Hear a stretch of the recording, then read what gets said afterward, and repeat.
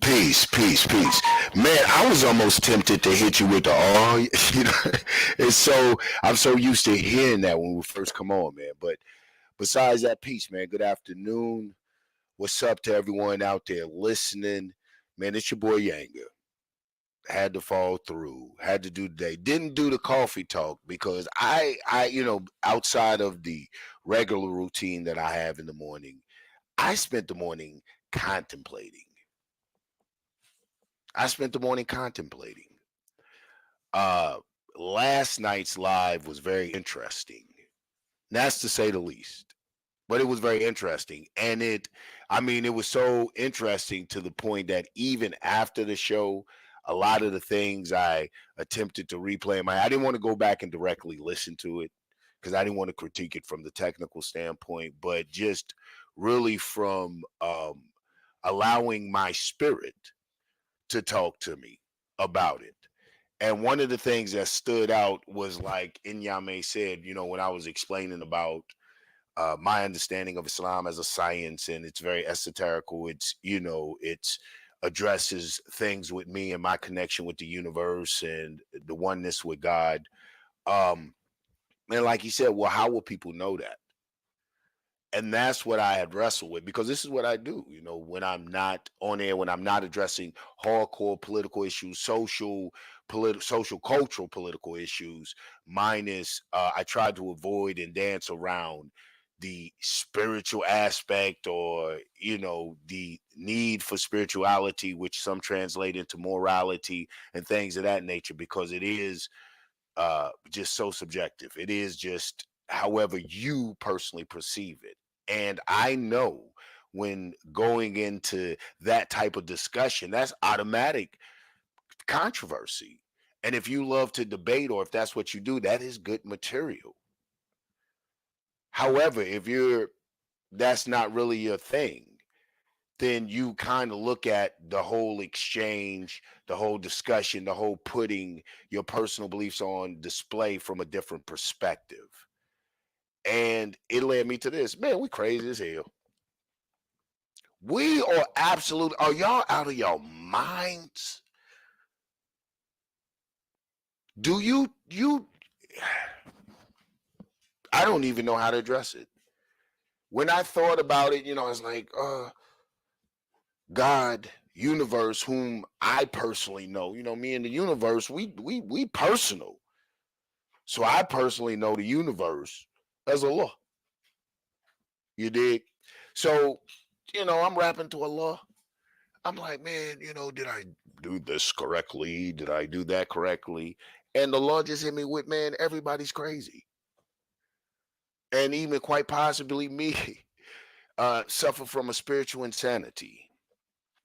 So this will be one of the very few if I have to do this again. So get your pen and pad.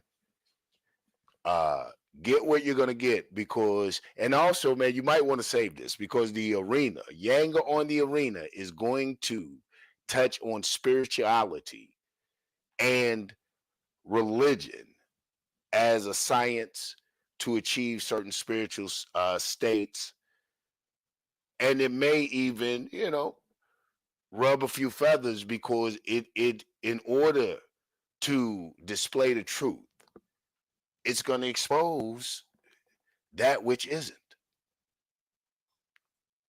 When you display truth, it's going to expose that which isn't. It's just that simple. All right. So, first, with anything, like I said yesterday, trying to get me to debate Islam first, and secondly, trying to come at me to debate Islam from a Sunni social, cultural, political perspective, which I believe is all Arabized. I believe it was a move, a very calculated and brilliant move of the Arabs to capitalize and capture a way, put it in a religious package that promotes their culture. It's that simple. But those of us who understand the period that Islam came in and practice the science that I particularly practice, tasawwuf, Sufism, understand exactly how it fits into a picture of progression, elevation, periods and stages of time. Because, and I may go into a little later, the Sufi was before Islam. The Sufi were holy people searching for the meaning of life. They were the people that came and gave, according to, like my man says, Abrahamic scriptures. May God's peace be upon Father Abraham. Um, they were the people who greeted Jesus, the Son of Mary. God's peace be upon Jesus, whom was just a wise man to come to bring enlightenment at that age, at that particular time. If humanity misses the mark and misses the real wisdoms behind these wise men, from the Buddha to the Confucius to the many great to Oduduwa, Mansa Musa, and the many greats on the mother continent of Africa, who were wise men at their particular time that came to and bring enlightenment to humanity. But humanity, what I call the Adam self, man self, who is greedy and seeks unjust power and authority, will use that to, like everyone says, manipulate man into social, cultural constructs and constraints. Then mind fuck them. Excuse the language. Straight up. But when it's understood as a science to achieve a certain state, then it's never, you get to the point where you're not in danger of confusing it. You're not in danger of using it as a guidebook that I must do in order to have a certain. It's not a robot manual. You know what I'm saying? So this is what we'll touch into. So to begin that, so I was saying that this is the way that I take. I take the way of the metal belt that practices tasawwuf, like Sheikh Sisi, who founded Timbuktu in Africa. I practice this way, and it incorporates, it's a tariq, it's a path, and my particular path is that of Tenzo. So in saying that and being a metal belt, and saying that and being true to the tradition, and like I said, this is why these are going to be very few times that I do this, then I will proceed in the traditional way that we should proceed. And that is to let you know what state and what space I come in. Ashhadu la ilaha illallah wahdahu la sharika lah. I am a witness that God is one.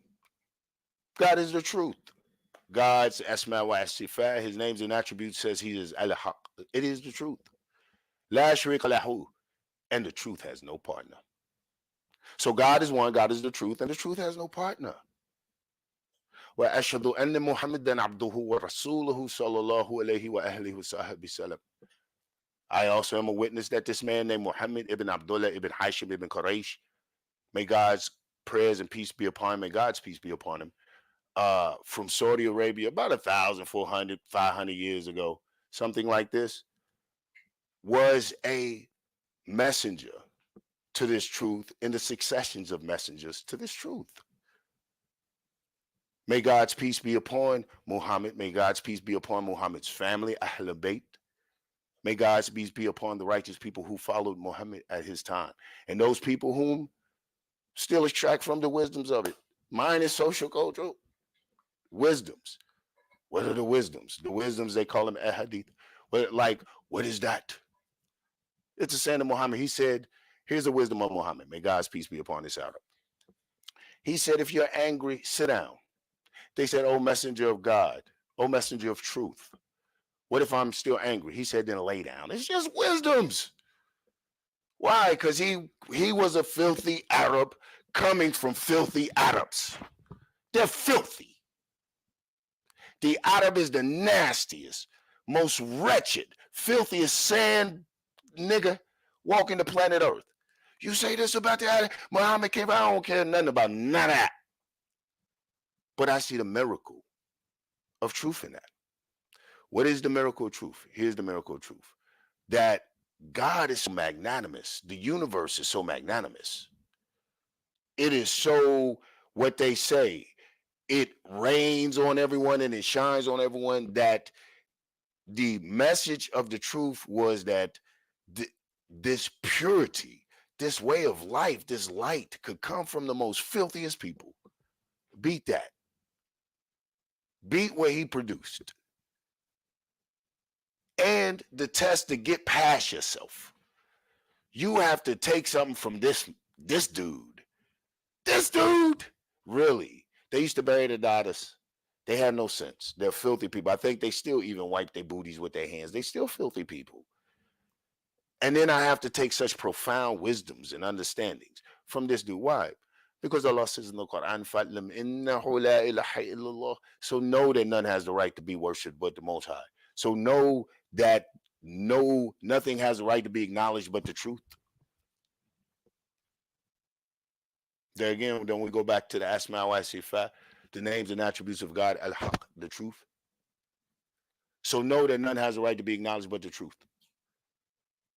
And in my saying that, which coincides, and I hope notes are being taken with the verse, is that's what you're created to do. To acknowledge the truth. That's it. Why? There again, Quran that we go to. Allahu tabarak wa ta'ala fi Quran Kareem, wa ma khalaqtu jinna wal insana illa liya'budun.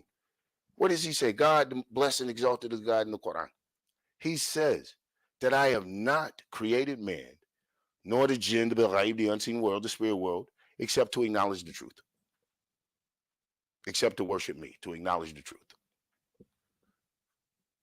So God commands us to be truthful in our actions. Many of us are not truthful in our words, in our actions, in our speech, and our deeds. Straight up. We have allowed, here's why I say we're crazy. Because we will prostitute our very sacred science. If this is the thing that connects you with the universe, how do you prostitute that thing?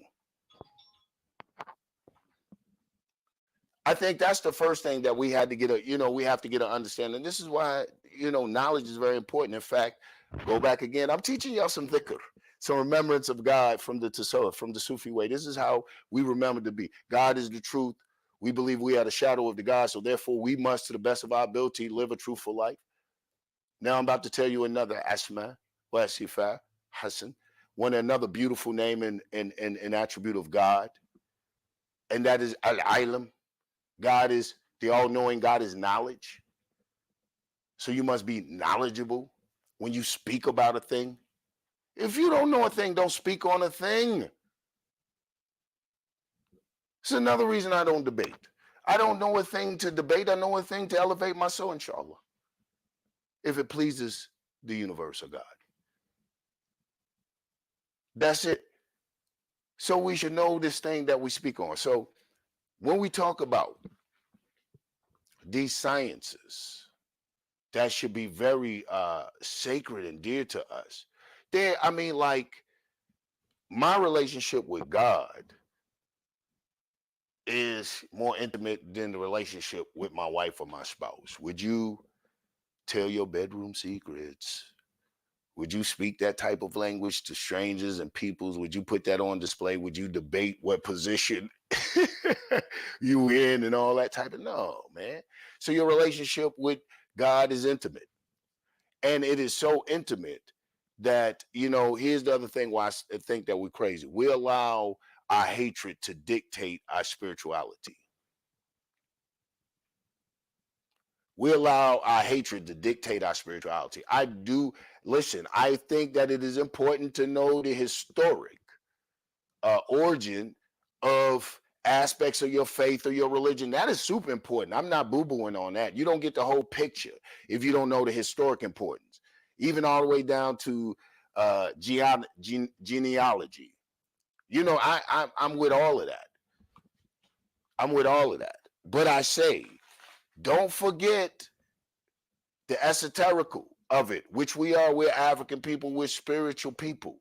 This is what we did. You can't crush the African spirituality. I don't care how hard you come at it psychologically. if we say we believe in this energy that moves things, which I have seen things that if we talked about on here, you say, man, you're making it up. So I wouldn't want to, but I have seen the various things that they use and ways and states that they get into.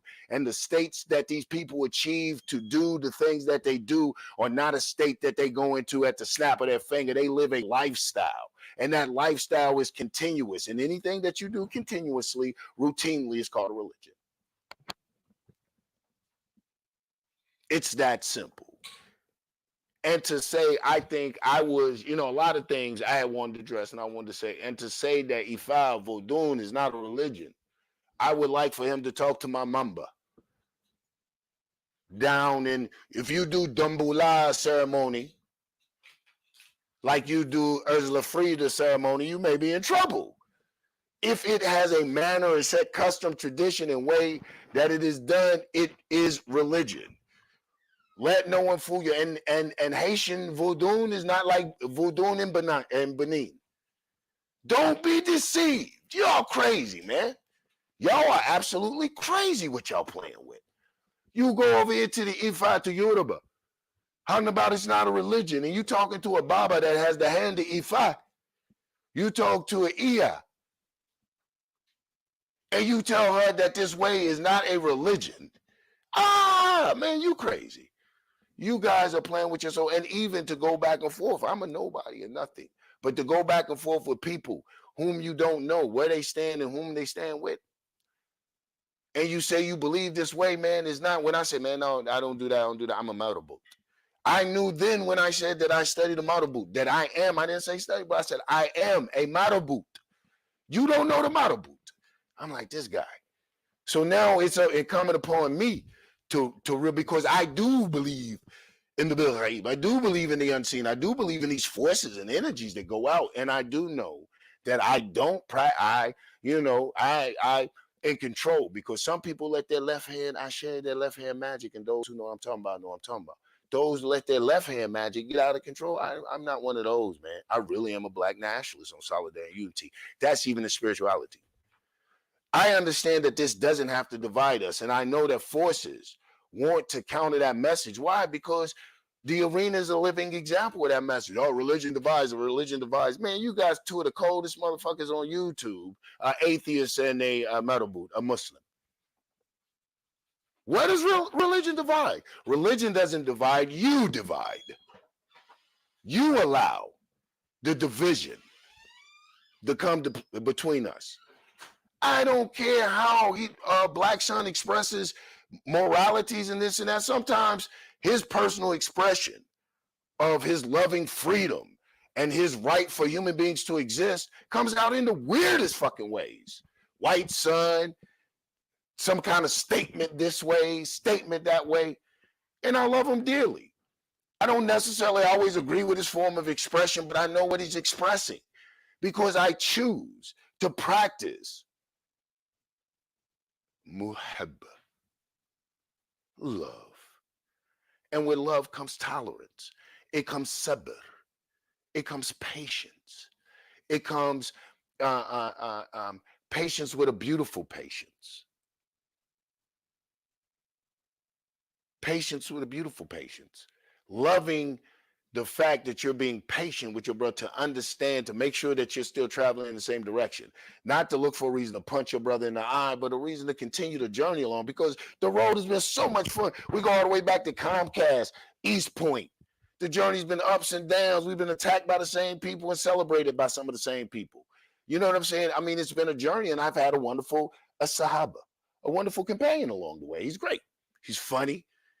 You know what I'm saying? He makes me mad at times, this and that. But at our age, you get very few people that you've had longevity and years with that you can ups and downs, anger. We the shit fell out, said some ill shit to one another before. Do the whole thing that real in Africa, they call it undugu. That's my ndugu. That's my boy. That's my ndugu. Hey, bless him. That's my guy. And that's what it's all about. And what helps me get there and all that is my spirituality. It is more edifying and beneficial to my spirit to work in the spirit of unity. instead of division. That's that. And like I say then too, at the risk, because in my way, on Tarek, on my path, the ultimate goal is what's called fana. Mm, fana. It's not this heaven, it's this annihilation of the Adam self, this annihilation of the ego that separates me from the truth, from El Haq. You know what I'm saying? That separates me from what's up, son? You trying to jump up here? What's good, brother? I'm just going on a rant, man. Oh no, no, you're doing good, brother. Man, I didn't want to interrupt me in your flow, man. I just wanted to let you know I'm feeling better. And yeah, man, Yeah, thanks, bro. yeah, man, no, you spitting some real fire, man. But I wanted to come tell you, he did a response video, Lex did, Okay. and I'm just like, dude, but it's juvenile because it's like they don't shout out to Lex, but Lex, Shut up. you are a religious zealot, and you don't even know it, brother. You don't know it. Listen, man. You are a religious zealot. He is. Yeah, I knew. Listen, I knew when I did this that there would be a response. I'm not mad at that. Look, content. It's gonna make our numbers go. I mean, it's still YouTube. I took that in consideration. I took that to contemplation and prayer. I'm like, but it's still YouTube. So there's gonna be a response. Why Absolutely. I wouldn't debate Lex is, and this is not to be a negative shot, he doesn't possess it enough for me. He doesn't understand. I mean, if you can't tell me the methods, if you can't tell me the schools of thoughts, if you can't tell me the adab of Rasulullah alayhi salatu salam, if you can't go there, if you trying to argue me Quran in English, nah, man, it's a waste of time. You know what I'm saying? I would challenge him if he has a Quran in his house. Because if he brings me that little thing, I will tell him to look on the front of it. It will say a translation of the Quran. If you don't, and this is not, all praises due to the Most High, who is out the truth. So I got to speak the truth by, the hard work and effort. By the permission of God, I'll bring him a Musaf. I'll bring him a Quran, fi Arabic, all Arabic, and we'll read and we'll talk and we'll discuss it then. Until he can do that, man, I'm not gonna go back and forth with a layman, man. I debate my peers. I teach anyone else. So if he wants to learn the ways of Tasawwuf, sure. I'm more than willing to sit down and share these things with you. But you stumbling and bumming through Al-Fatiha. You stumbled and bumbled through Al-Fatiha. And every school child, every baby knows Al-Fatiha. Ask any Muslim out here. I'm sure they don't want to get on the line because they're like, man, Yanga, Ibrahim, you playing yourself, bro. You really playing yourself. But I think not. You know what I'm saying? I mean, sometimes you just got to put it out there. And I'm putting it out there for my people because it's crazy. Then he'll go to Ifa. Bruh, do you do Ijtaba for the Orisha? Do you have a shrine? Who is your Ori? No, don't tell me your Ori. I was wrong for even asking that because I would never tell you mine. Bruh, you playing way too many games and you way out of your league. That's all. But I understand it's to get the numbers. I question the people who take that to heart and really listen to this and take it more than just entertainment and actually almost take it as a baba, a spiritual advisor, something to really base a philosophy of edification of your spirit on. You have to question that, man. This man have you going to Arisha Loa, have you going to ancient energy that isn't forgiving. Do you know why we teach get an intimate relationship with your God? Not when somebody tell you, I know Allah is Odumare, Olafi Olo, Mujiba. I know that. I know He's Almighty routine, Yahweh, all of these fine names. But why we tell people to get a intimate relationship with their God? Because before you really start getting off into some of the sciences, especially with dealing with our ancient ancestral energies, you better learn how to fumble and bumble in front of the universe, something that is a ghafur, something that is forgiving. Because some of these energies y'all playing with and haven't learned how to properly approach them will gobble you. Will gobble you. It don't take me to get on here and roast nobody, teach anybody anything. In fact, it's just the opposite. A lot of times I believe that I'm brought to awareness about things to actually offer up and ask for some rahmah, some mercy on the jahil, on the ignorant. The universe, please, baby and fools. Universe, you said babies and fools. I know the Negro don't wear a diaper, so I mean, please, easy. We love our brothers and sisters who want to contribute to blowing things, but I always still remind, careful of the ego that will have you step out there so farly that not only will you sell that which is sacred, you will put yourself in a position that you have no authority to speak on. You haven't went through rites of passages. You haven't learned the mysteries. You haven't done the rituals to be consecrated, sanctified, to understand deeper mysteries about certain things that you attempt to go into areas or insult certain people. When you insult certain people, like you go through all of that in your, do you have an ile? Do you have an iya? Do you kick a mache, a chain? Who are your teachers? So when you insult certain people, you insult their chain. Mm-hmm. I kick a mache my teachers. I have a chain. And if I was just really so caught up and to scream out who my EI is and what Ile. And if you knew anything, you say, oh, okay, man. Bruh, did nobody just stumble upon this last night? I'm glad you got a few books off of Amazon. It's great. That's cool. You Googled a few things.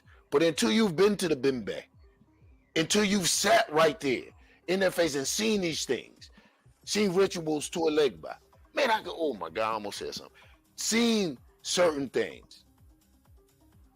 Man, come on, man. Why? I guess, you know what though? Let me stop fronting like I don't like doing this. See, I'm not being sincere. I love it. Because I know if we had a debate where we could talk, but we can't because he's not on my level. Like if I ask him, he's going to ask me what this verse in the Quran means. That right there, I know it's not, he don't know Quran. I know that he don't know like this, like science of approaching Quran. I know because they would tell you akul over nakul. Akul over nakul. Your text, akul, over your nakul, over your intellect. That's how they get you. They tell you don't think about that. What you don't have, you don't understand the tafsir. When did it come down? What was it speaking to? This is why I say I'm cool with, like, I like people know the historical origins of their religion. Because in the understanding of Islam, to understand the Quran, you have to know the Sirah of Muhammad. If you believe Al-Fatiha is the first chapter revealed from the Quran, you don't know Quran. What was the first thing revealed to Muhammad? اقرأ باسم ربك الذي خلق خلق الإنسان من علق اقرأ وربك الأكرم الذي بالقلم ما قلم. This is the first surah. Where can you find that in the Quran? And I almost yelled it out. Just get back with me when you know it. It surely is not the first one in the Uthaymiyat, the Sunni Quran that they have passed off to you. Man, I'm Ahl Bayt. Do you know Ahl Bayt?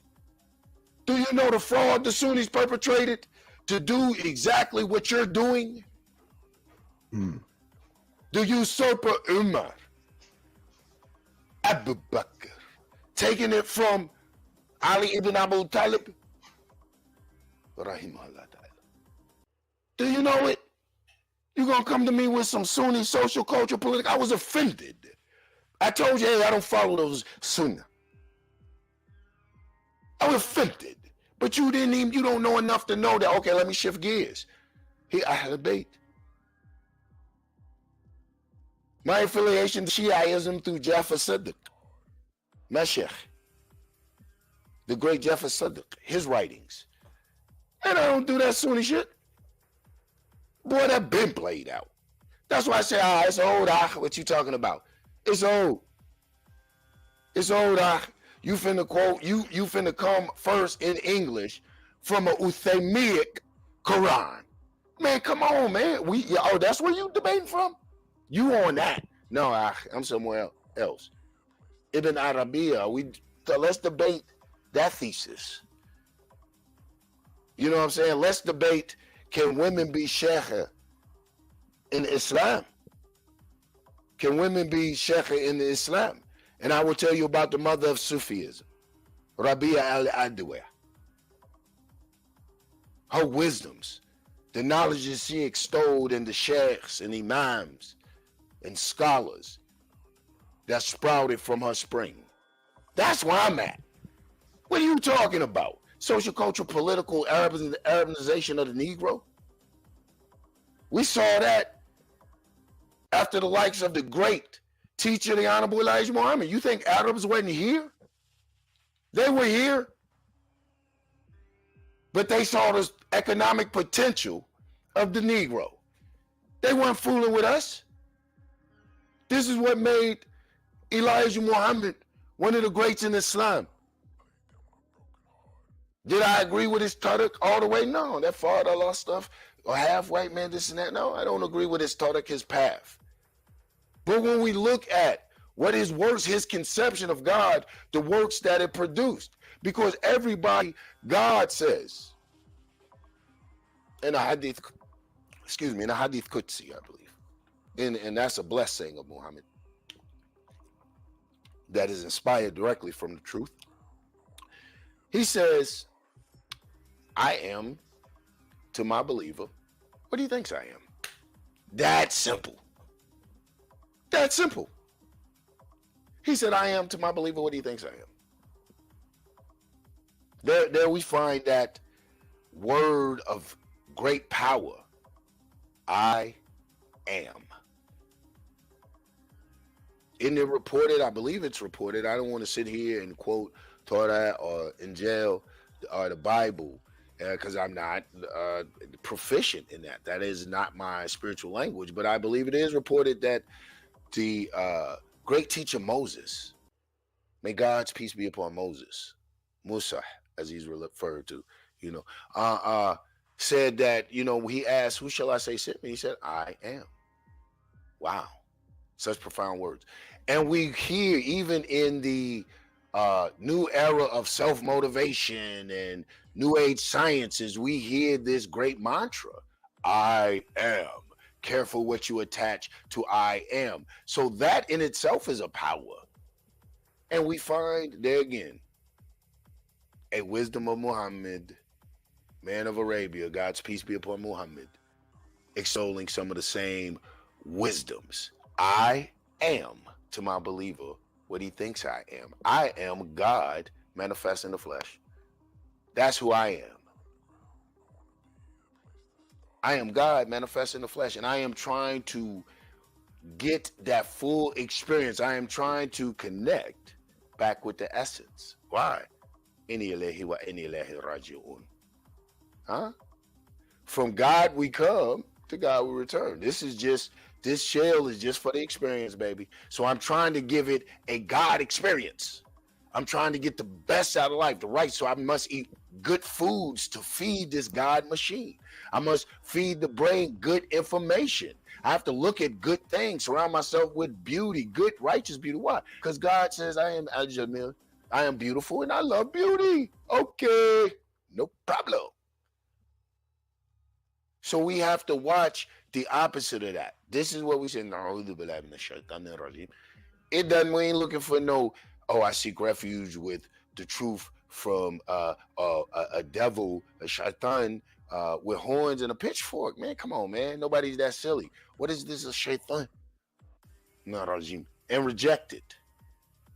It is negative energy. It is devilment. It is trickery. It is foolishness in my life. It is, like he said, witchcraft. Oh, don't it talk about blowing the knots? Hell yeah. It is righteous magic against sin. What? Boy, I told you I'm a murder boat. I'm finna teach you today, son. Get your pad. You should be, don't live stream it. Don't do that. But come on over. But get your pad. It is rukia. It is rukia. It is righteous magic against sin. Against sihr, against wicked magic. That's why they say the blowing in knots. That's why the thalathi aqul. I know what you're talking about. قُلْ نَعُوذُ بِرَبِّ الْفَلَقِ مِنْ شَرِّ مَا خَلَقَ وَمِنْ شَرِّ غَاسِقٍ إِذَا وَقَبَ ومن شر النافثات في العقد ومن شر حسد إذا حسد ومن شر نافث العقد, and refuge from those who blow in knots, witchcraft. Don't you seek even in the culture, Ifa? You should see some of the things I have on now to protect me from witchcraft. Witchcraft is real. Tired of y'all putting witchcrafts all like black. That's the black, and witchcraft is the black thing. It is not. That's the trick 'em.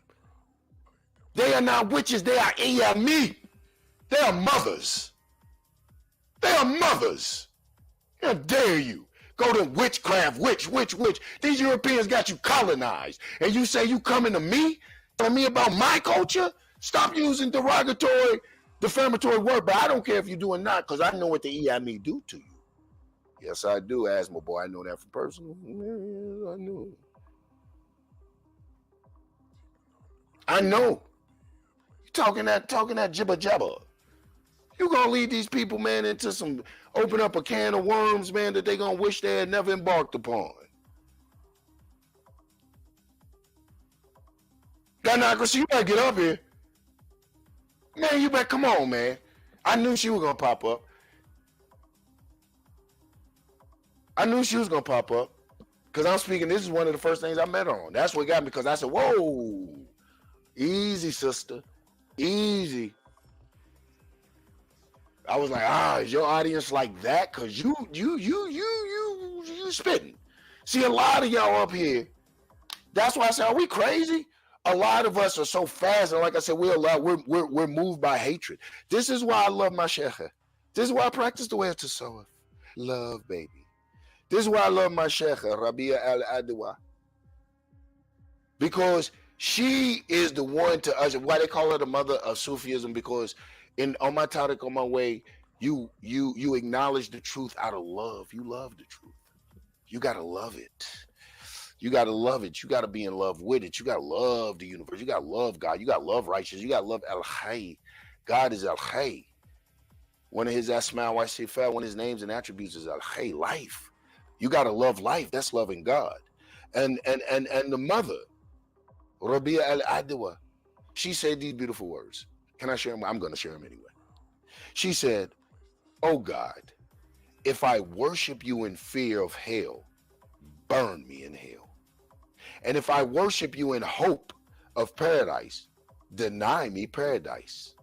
But if I worship you for your own sake, withhold not your everlasting beauty. If I worship truth for this, not out of fear getting burnt in some fire, not out of hope of drinking from some, and not to knock out the kawthar, not to the hope of drinking from a pond, but out of righteous sake, for righteousness' sake, because it is the right thing to do. That is muhabba, that's love, not fear, not hope. Not fear, not hope, muhabba. Not raja, fear, not qaf, hope, but muhabba. That. And I wouldn't call you, and this labeling a kafir, the Muslims say kafir. Brother, I'm so elevated on that. I wouldn't label you a kafir. That's called making takfir. I wouldn't make takfir of you, man. I wouldn't call you a kafir, because a kafir comes from the root word kimar, which means to cover. So a kafir, in its implications in Arabic. This is why it's important to know Arabic. In its meaning in Arabic, a kafir is one who knows the truth, yet covers the truth. Dear brother, I don't think you have arrived at the al-haq. I don't think you know, and it's okay, yo. It's not a diss. Many of us as black people were led into the social, cultural, political trap of the Sunni Arabs. It happens. I grew up along those lines, but thank God bumping into in my circle, my EI, my spiritual guide, my shaykh, people I have practiced the culture for real, like generations. They go all the way back to Olin Tucci. I mean, like that, to the king and queen, back into the village. So I was fortunate. It's not just bagging, it's almost a slight kikamache. It's almost a kikamache to them. I have wonderful teachers. I just wish I had talked to them and spoke to them and gotten their permission to mention their names. And I think those in the know would be like, okay, yeah, okay, yeah, yeah, yeah, yeah. I know they're like Bara of the Kanju Society, man. Come on, man. I'm rolling with these cats. I'm like, yeah, hey, you know what I do. That's what I'm trying to tell you on the slide. Go back, check it open. You'll see the little leak and stuff like that. And my leak, I didn't buy them at the bodega hanging off the shelf. No, my leak, my leg, I didn't just order them on Amazon. I don't know if you can do that. My leg book was birthed. It went through the whole thing. When I was crying, when I was giving my Ori, what Orisha is my Ori, my head, I went through the whole thing. All of it. And when you go through all of it and go through the whole thing and are given the mysteries and the sciences, one of the things you know is, first, it's not for show. Secondly, it is dangerous to do a lot of things you're doing, not just because you may anger the Egun or the Orisha, stuff like that, but you're giving people the very, like I have to fight debating you because I'll be so in anger, I'll be giving you my Achilles tendon. Oh, yeah, my Ori, and I got enemies, real enemies, man, not this little YouTube shit.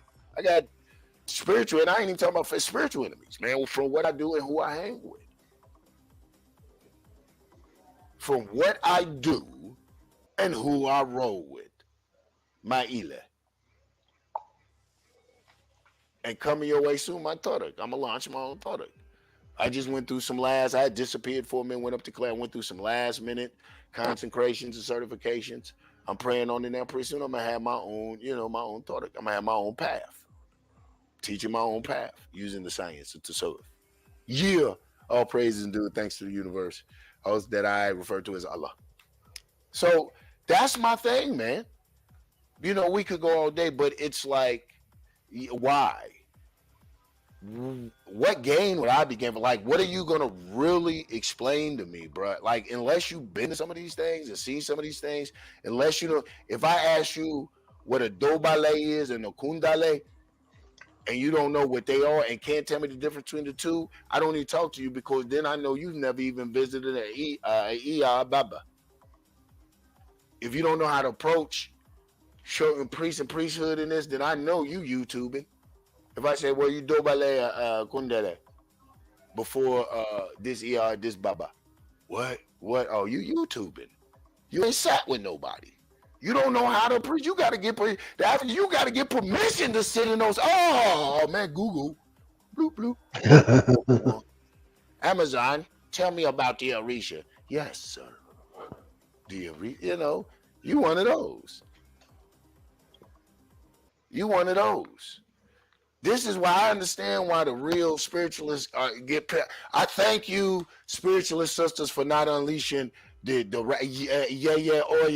Thank you, and some of these, and depending what science you in.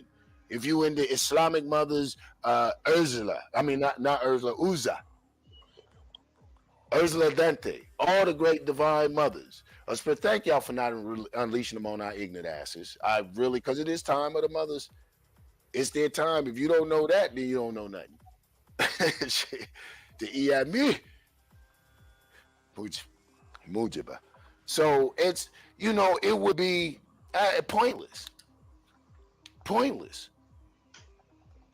Now, if you want to talk, if you're asking a question from sincerity and you want to know my protecting my science, because what you will learn about African culturalism, there is no lockdown. There's no way to do it.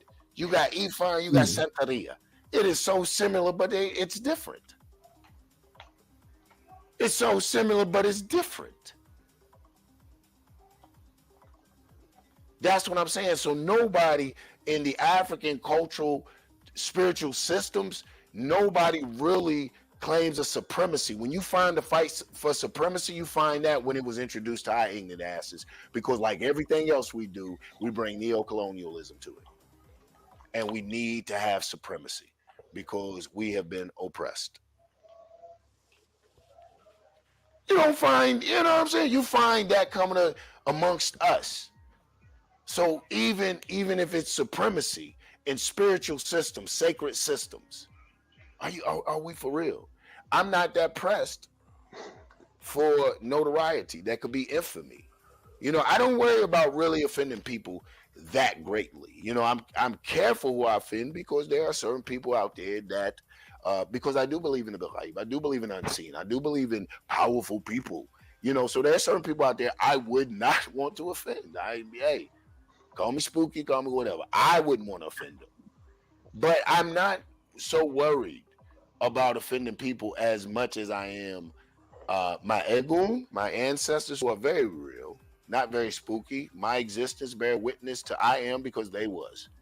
You know what I'm saying? And these ancient energies, you may have this ancient energy depicted as a funny little statue with a big dick that Alegba is often depicted as. Everybody know how Papa get down with depending on what road he takes. Sometimes he take the dick slanging road. And Papa Legba wouldn't mind me saying that because that way he do at times. He is the prince and the pauper. He is the prince and the pauper. He can talk to everybody, be everywhere. He can be the diplomat. He can be the most dignified, the James Bond type, and he can get down with you, out drink you, out talk you, out shoot dice with you. Papa Legba, he's everybody's man. He's the gatekeeper. You ain't doing nothing if you ain't addressed Papa. I just told you too much already. I done told you too much already. People pay for that. So anyway, yeah, man. So like I said, I'm just on here having fun, man. I'm just poking and prodding, man, because I know when it really comes in and waiting for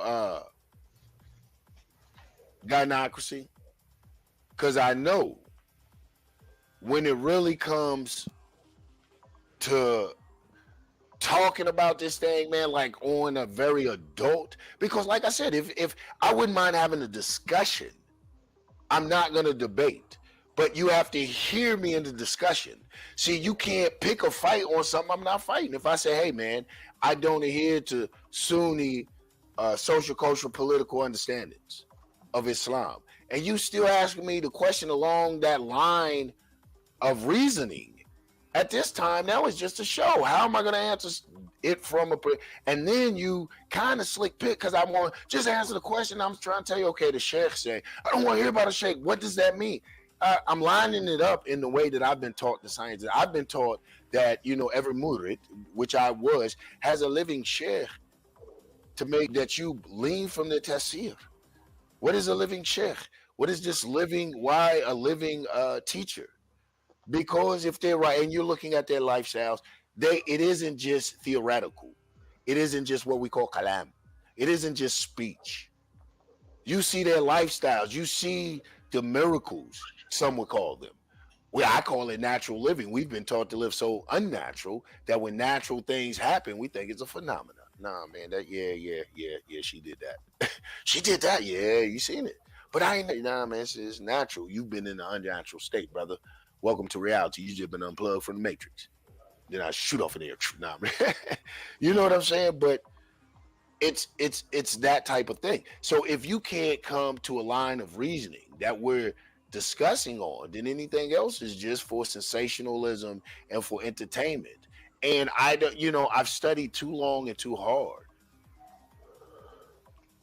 I've sacrificed not just economically, like you wouldn't believe, because ain't none of this cheap. They're gonna see how bad you want it. They're gonna see how bad you want it. So none of this is cheap. If you got the thing now, I get, if you at the bodega with your leak at, then I don't know how much those go for, $1.63 a strand. I don't know, but I know, if you're really serious about the culture, then none of it, they will see how serious you are. It's called passing it forward. And the bigger, that's why I say, man, you have to marvel. I've seen some of these shrines I've went into people's homes, man, where they have shrine rooms. And I know, forgive me, Egu, forgive me, ancestors, forgive me. But I've gone into their shrine rooms, and the first thing hit me is like, I know I'm looking at 40, 50,000. They got a shango pot. They got a daughter. Look at their Ogun shrine. And you look at all of this, and it's not just the pieces. It's I know what goes into birthing a shungo pot, and not just the spiritual work, but the cost of paying that forward to that iya or to that baba who birthed that pot. I think it's more iya, but no, it's baba. Who birthed that pot? The work that is involved in that. And this is where you talk about not being a religion. This is where the religiosity comes in, because this is why you pay it forward. This is why, listen to me, you out there. If you have a good baba, good iya, if you have a good mamba or a good hogun in voodoo, if you have these things like this, man, pay it forward, man. Stop being stingy. Because it is, I don't care what no one say, it is a religion. They have sacrificed things of the world to obtain a state to be able to birth your instruments, to connect yourself to the Egun and back to the universe and the Arisha and to the elements that make this world go round. What they do from diets, you know what I'm saying? I know some people who got their head in Ifa from an Orisha, their diets changed. Chicken was taboo. Hello.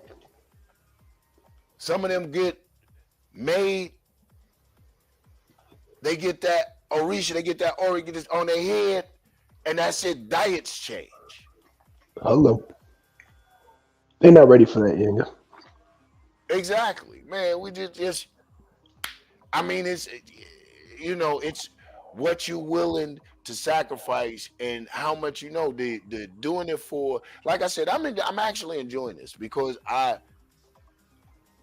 enjoy. I don't want to say slick enjoy.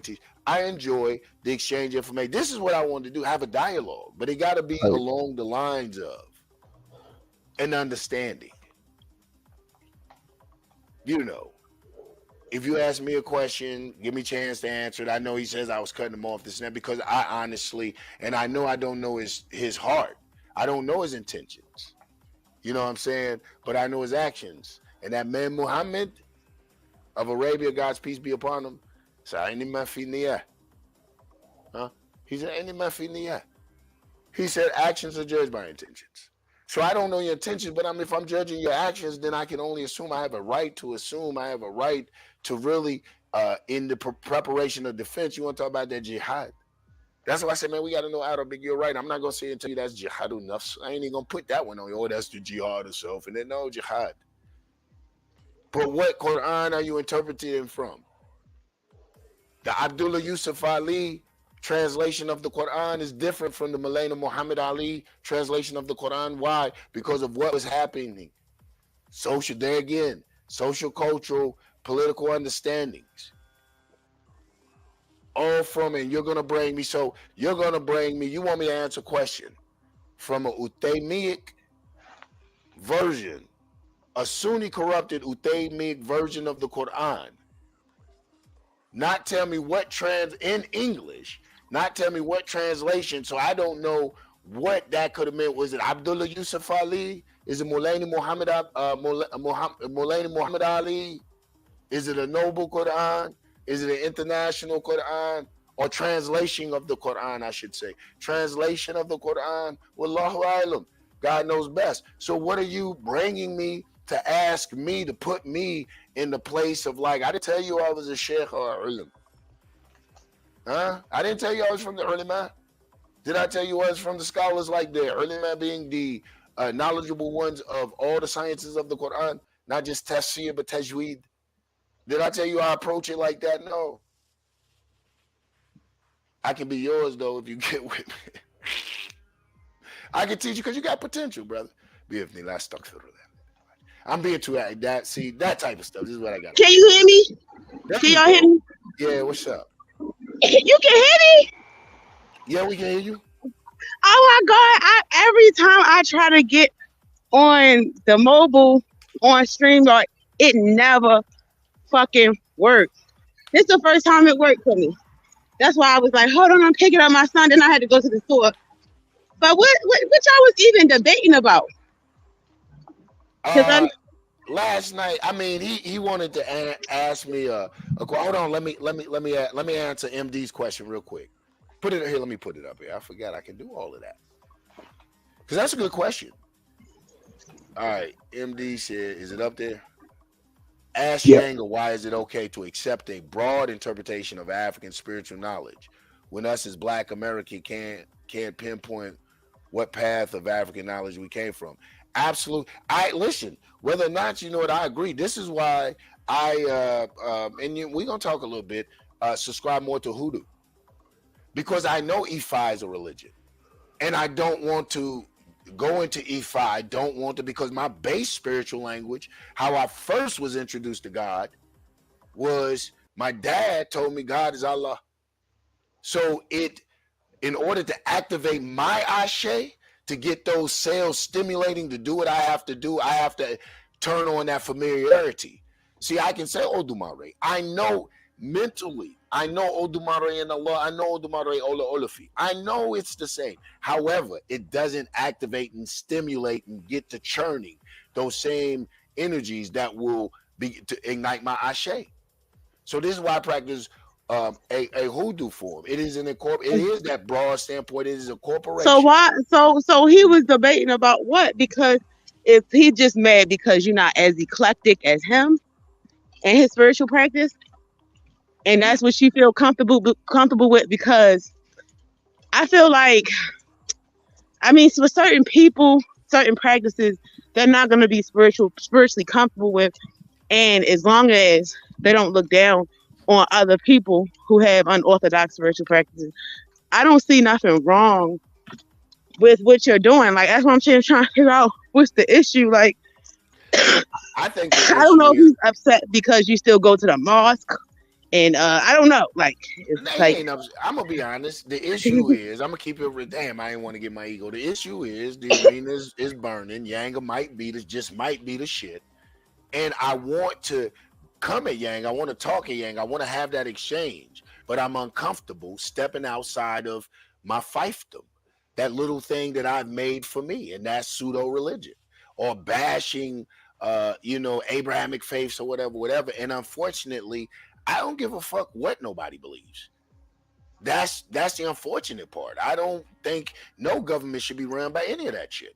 Get that shit out of here. Nobody want to hear that shit. Right. You know what I'm saying? So and I told him, well, my understanding of Islam is as a science. It's purely esoterical. It's on some mysticism. I'm a marabout. I'm a mystic. I'll sit there and talk about the Quran. You want to ask me something meaning in the Quran? I'll take your ass there. We'll be on. Yeah, like when they get into, like when I have imagery, like devil imagery on my page, it's trolling. I'm trolling. I would never deal with energies like that. I strictly deal with the light. And that's why I asked you about the witchcraft thing, because that's one thing that I disagree with a lot of Black people on, because I'm like, no matter what the fuck you say, no matter how many times you change it, that's what you're going to be. Right. You are the filthy word. If a lot of words, people just be like, I don't have to call myself that. I don't have to put myself in a category. And I'm like, is it hurting you? Like, no, it's not. Like, it's not doing anything to you. You know what I'm saying? If anything, is going to empower you, because you're like, hey, yeah, bitch, instead of feeling like you have to have some sort of resistance when you already know certain things. I'm going to give you a good example. You could just start. It could be a person that could be a hardcore Christian that just want to sage their goddamn house. Sage and lavender and all that other shit. That's in the Bible about, making your space sacred. Somebody from the church could tell that person, you're a witch. You're a witch. And it's just like, you're a witch because you're cleansing. And you know what I'm saying? Because I was raised a Jehovah's Witness. There is scriptures that talk about how all that stuff will be done away with, or they won't have the prophecies and stuff like that. So that's why they look at all that stuff as spookism. But I'm like, it don't even make sense that all them people in there was doing it. You know what I'm saying? Still was doing it. And I only think they just put that in the Bible just because they wanted us to be cut off from our spiritual practices. As you know what I'm saying? It's not, and I'm not even talking about Black people, just Black people. I'm talking about people in general. They wanted the people to be docile because you can really raise up with magic. But when it comes to darker spirits like voodoo and Ifa, all that other shit, those spirits are just meant for war. They some very strong energies. Yeah. Like, I'm not even going to lie. I tried to conjure up Papa Legba before. You know what I'm saying? The low out. Mm-hmm. you know, Mm-hmm. and his ass knocked me out. His energy was so strong, he knocked Mm-hmm. me out. But I've dealt Mm-hmm. with other energies that's just as powerful, but because they was from a different pantheon, but they served the same purpose of opening up the crossroads, they was just it was just better for me. You feel what I'm Mm-hmm. saying? Like Mm-hmm. certain people might just have to just deal with Jesus. But Jesus, Mm-hmm. I feel like Jesus was an entity that was made real through the spiritual work of our ancestors. You feel what I'm All saying? of them In are slavery. exactly. All of them Yeah, are. You know, right. it's like you said. It's what you put into that energy. You know, Yeah, it's I'm like, I rock heavy with Papa, man. I ain't even gonna front. I'll put that out there. Me and Papa, man, woof, we rock heavy. I don't know. I got pictures. People probably see and I ain't ashamed to do it. I rock his Veve on my arm. You know what I'm saying? I tatted myself up, so I rock Papa's Veve. So so I you rock deep heavy with into Papa. the you so you can y'all can have a serious, discussion. You No, feel what we I'm saying? can't. No, because he's not. The thing about having a serious discussion with someone, they have to at least, even if they don't accept it, respect the exchange and respectable. He doesn't. I think he's so bent on trying to have that moment, that sound bite, that Lex did another one type thing. Lex got Yanga in a religious debate type thing, that he's missing the opportunity to really benefit and quite possibly strengthen his catalog of religious information. He's so busy fighting me, he don't even really I know think he's trying that to it's a fight whole you teacher in front of him. because y'all okay. When y'all went on the Lions Den, right? And I Uh-huh. talked about this because I was taking note that Black Son came up there with no shirt on. Like, y'all wasn't taking it seriously. And y'all should have been privy to the fact that most of these discussions on that channel is religious debates. Yeah, we And knew that. Okay, so so I got a question. Hold on, I got to stop you but right there. Then I got to stop you right there. So why drag? Okay, let me just say this, and then this doesn't count Yang. I'm just gonna speak for myself. Why drag Black Sun on there when Black Sun specifically, when you look at my debates, I don't do religion. So why drag me on there? Why drag me? I say constantly, I don't do the religion. Bible, Bible, Bible, Bible, Bible. Like I'm really making fun of people Black when I say some Bible, people Bible, going to Bible, try Bible. you. They going to try both of y'all because y'all So say why no, not we don't want try to do it. it? And then y'all excellent debaters. It's not I don't want to do it. And then on top of that, y'all very well spoken. Y'all very informational. You know what I'm saying? Y'all come with that shit. It's still people suffering under that religious bullshit. And people do hear those debates and they do wake up from it. So Wait, hold on, yes, people is hold gonna on. reach out to y'all. Okay, hold on. Now, if you don't want Hold on. Give me a minute. I got my dream match right here. I got Rio and MD on the same panel. God damn, yo. This is my dream match right here. This is What's Black good? Sun's dream match right here. But okay, What's good, Rio? What's good, MD, man? What's good, Rio, man? Long time no see, brother. How you been? What's good, brother?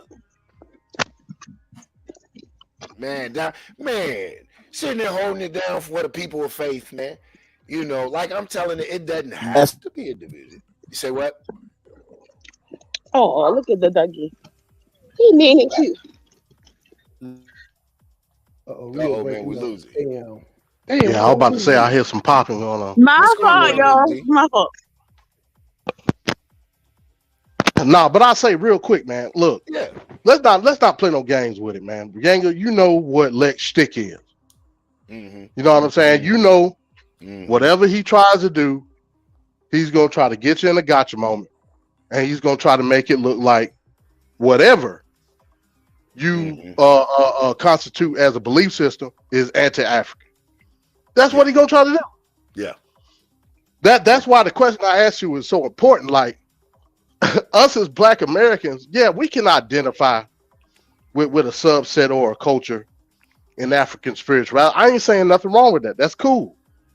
But bro, like you painting a broad brush when you try to identify as something when you don't even know who you are.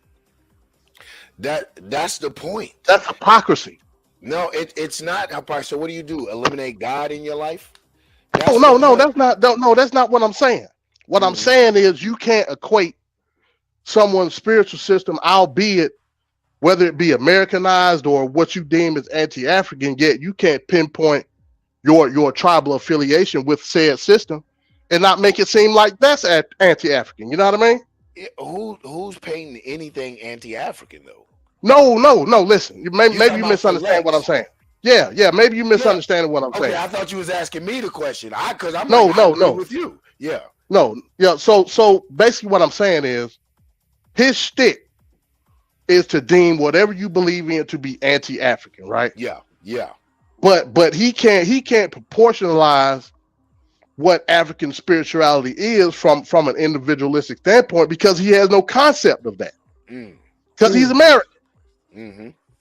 That's when we have discussions like that, I can just see the hypocrisy of it all because we can't deem something anti-African and don't have a concept or visualization in terms of tribalistic African cultures, who we are as a society. You know what I'm saying? Yeah. So that's my thing. I'm not saying there's nothing wrong with practicing African spirituality. But what I'm saying is don't hold what you deem to be upright and just and paint a broad brush over it in terms of Pan-Africanism. Yeah. And that's the issue that I have with Pan-Africanism. If we're gonna conceptualize us being African, we have to pinpoint it at some point in time. Do you not agree, Yanga? Yeah. Okay. So if I want to deem myself a true African spiritualist, I would want to know where I come from in Africa. I would want to know that spiritual. I want to know that spiritual system. I want to know the cultural concepts. I want to know everything that I need to know, and also what comes with that is where was my role or where was my people's role in other African cultures. And Lex don't want to deal with that at all. He want to keep using the broad brush, right? And that's BS, right? Like you said, it's a stick. At the end of the day, right? I don't think it ever really is intentionally meant for a serious discussion. I think that it is just that sensationalism. It's a topic that is automatically controversial. And if you have ministers been doing it for years, I mean, it's an old trick. It's proselytizing basically. The only difference, with like you said with our brother, is he's creating a religion with a broad stroke. His religion is anti-Abrahamic. There's nothing you can pinpoint his religion to, like you said, because it's not pinpoint. It's based on being anti-Abrahamic. What's good? I knew when we said Pan-African, my man would show up in there. What's up in Yame? Where Rio go? I wanted to hear what he had to say. Yeah, Rio, try to jump. I think Rio might be traveling, but Rio, if you can, man, jump back on. Rio, man, you're home. This is your second home, brother. He might be having technical difficulties. Yeah, because he knows your family. Yeah, Rio's got yeah. It's all fam over here. Yeah, it's always all fam over here. The only thing that we, like right now, man, we dissected some shit. The only thing that we ask is just a place of respect. You ain't got to agree with anyone over here. But we got, we like my man Marlon, we got a safe word over here. Pineapples. Shit. Pull up. I've had to check old shows. I've had to tell son, pull up. Yeah, absolutely. Pull up. There is a state, it can get heated. We can go back and forth. I don't care nothing about that. Like I said, it's YouTube. Numbers get to clicking and switching. However, I don't want anyone to do two things. Walk away never feeling unwelcomed and then just straight dogged on some person, like the brother said, you get personal. I was throwing some jazz, but I have to watch it because we define personal different. Like, you can call me, man, nobody, Yanga, that is some sucker stuff you ever had. Say it. Personal to me is, yeah, Yanga, that's some sucker stuff. Plus your dog, because I had a 3-legged dog. Plus your dog got 3 legs. I'd be like, damn, man. Well, you talk about my dog. That's personal. So you will never find that over here, man. We're not gonna throw mud and stuff like that. But if I insulted, I apologize. I still just believe 98% of the shit you were espousing was BS because it wasn't substantiated on nothing. That's it. You know. Okay, I think we got Rio back. Hold on, let me see. Rio. Yeah, yeah. Hey. Can you hear me? Yes, sir. All right, cool, man. What's good, brother? I was in a bad area, man. Shit, we got Rio. Yeah, I figured. Yeah, I told everybody to be patient with you, man. I figured that was because I know you be having top notch equipment, you know. Yeah, man. I was in a bad spot, man. But what's good, man? Yeah, that's it, man. So it's about Yeah, can you hear Rio? Hello. No. Yeah, I can hear. Can you hear me? I can hear you now. What's good, Rio? Hey, peace, man. Thank y'all for having me on the panel, man. I was just checking out the show, man. I just wanted to jump on and build with y'all, man. Peace to everybody that's on the panel. Yanga, Black Sun, the arena. Everybody that's in the chat. Who it is, MD20, GTO. Peace to y'all, man. Man, that's peace. That's what's up, man. We're glad that you fell through, man, and definitely made time to jump on here. Yeah, man, just going over, just discussing, and it made me come up with this title, man. We spiritually, we crazy as shit. I mean, there are certain things that I think Black people should still just hold sacred. And I may not agree with, and if in order for us to have a unity, because I'm all on that, man. I'm a Black nationalist, and one of the primaries of Black nationalism, one of the main code is Black solidarity. And in that, and that's more than just a word. So with that, that's an action. How do we find that? How do we go about making that happen? So we have to exert every effort to be able to build in solidarity. And I thank the Creator. I thank the universe, whom, like I said, I refer to as Allah. I thank the universe of giving us fine examples. One of those examples being Malcolm X, whom taught us that this duality could exist, that you can be spiritual and very politically active and aware and work in conjunction with other Black people. And he showed us tangibly. How did he do this? He gave us, thank God for Brother Malcolm, he gave us Muslim Mosque Incorporated. And he said that is built to address the brothers of a spiritual nature, spiritual centered, who still want to participate in the advancement of Black people, but are spiritually inspired and led. And I have the Organization of African American Community, which is secular, what we would call worldly, people of the world. You know what I'm saying? It's that they can participate in the event. I'm not going to judge. I may not have a pork chop and a beer, but I'm not going to judge my man, or I'm going to work with him as a Muslim. And since I'm not judging the brother that has a beer or a pork chop, I'm not going to judge the brother that worships Christ or acknowledges the Buddha. It gets, what's outrageous? This so-called conscious community, we talk about fishing and unity, and we can say, oh man, you got to let the people grow. We accept niggas. So wait, so his whole premise was that your faith that you choose to have a basis in is anti-African? Yeah. That's so dumb. Look, I call the universe Krishna. So I'm saying the protector, Lord Vishnu, in Hinduism. So I like people view everything as different. Everybody's not going to have the same view. That's the whole point of us coming into consciousness, is us finding out the truth that it's just that the universe is just a rose by any other name. That's who God is. That's what God is.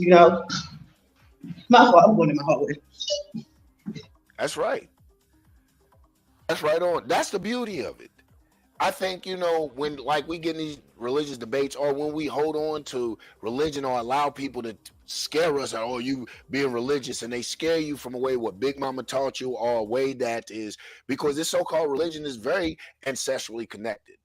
Like you've heard me say before, I'm sorry, my perspective of Islam is not from a convert. No disrespect to the converts, but is not from a perspective of a convert.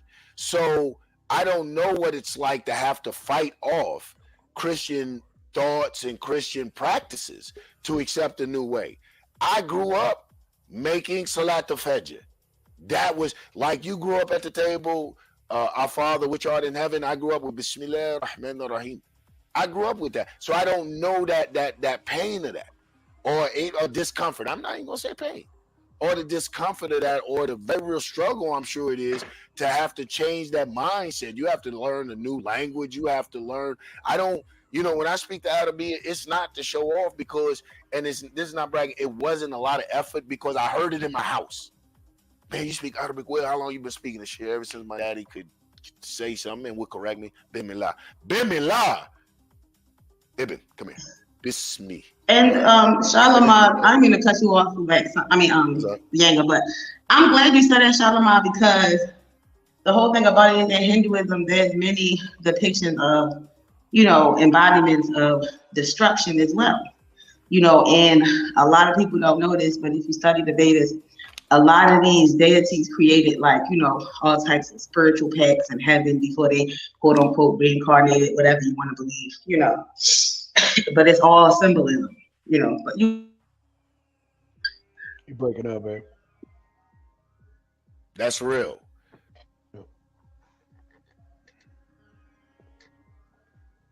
Yeah, that's real gynocracy. Because that's what it boils down to, the symbolism. I always tell people that's what it's about.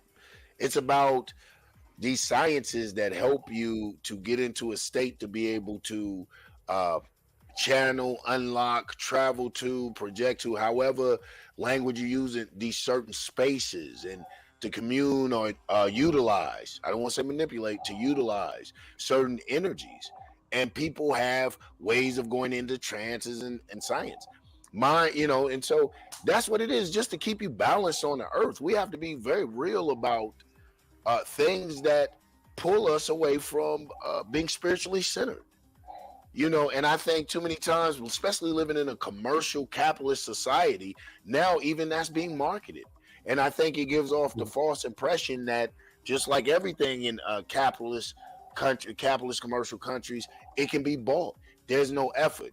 I can just pay this. I can get online, shoot somebody a cash app, and they're going to give me this, fantastic, fabulous reading. And I'm not knocking nobody to do that, but then I'm going to take them on as my spiritual guide. And I've never sat at the feet of this person. I've never shaken this person's hand, looked them in the eyes, and I'm taking actual rituals and stuff like that and enacting them.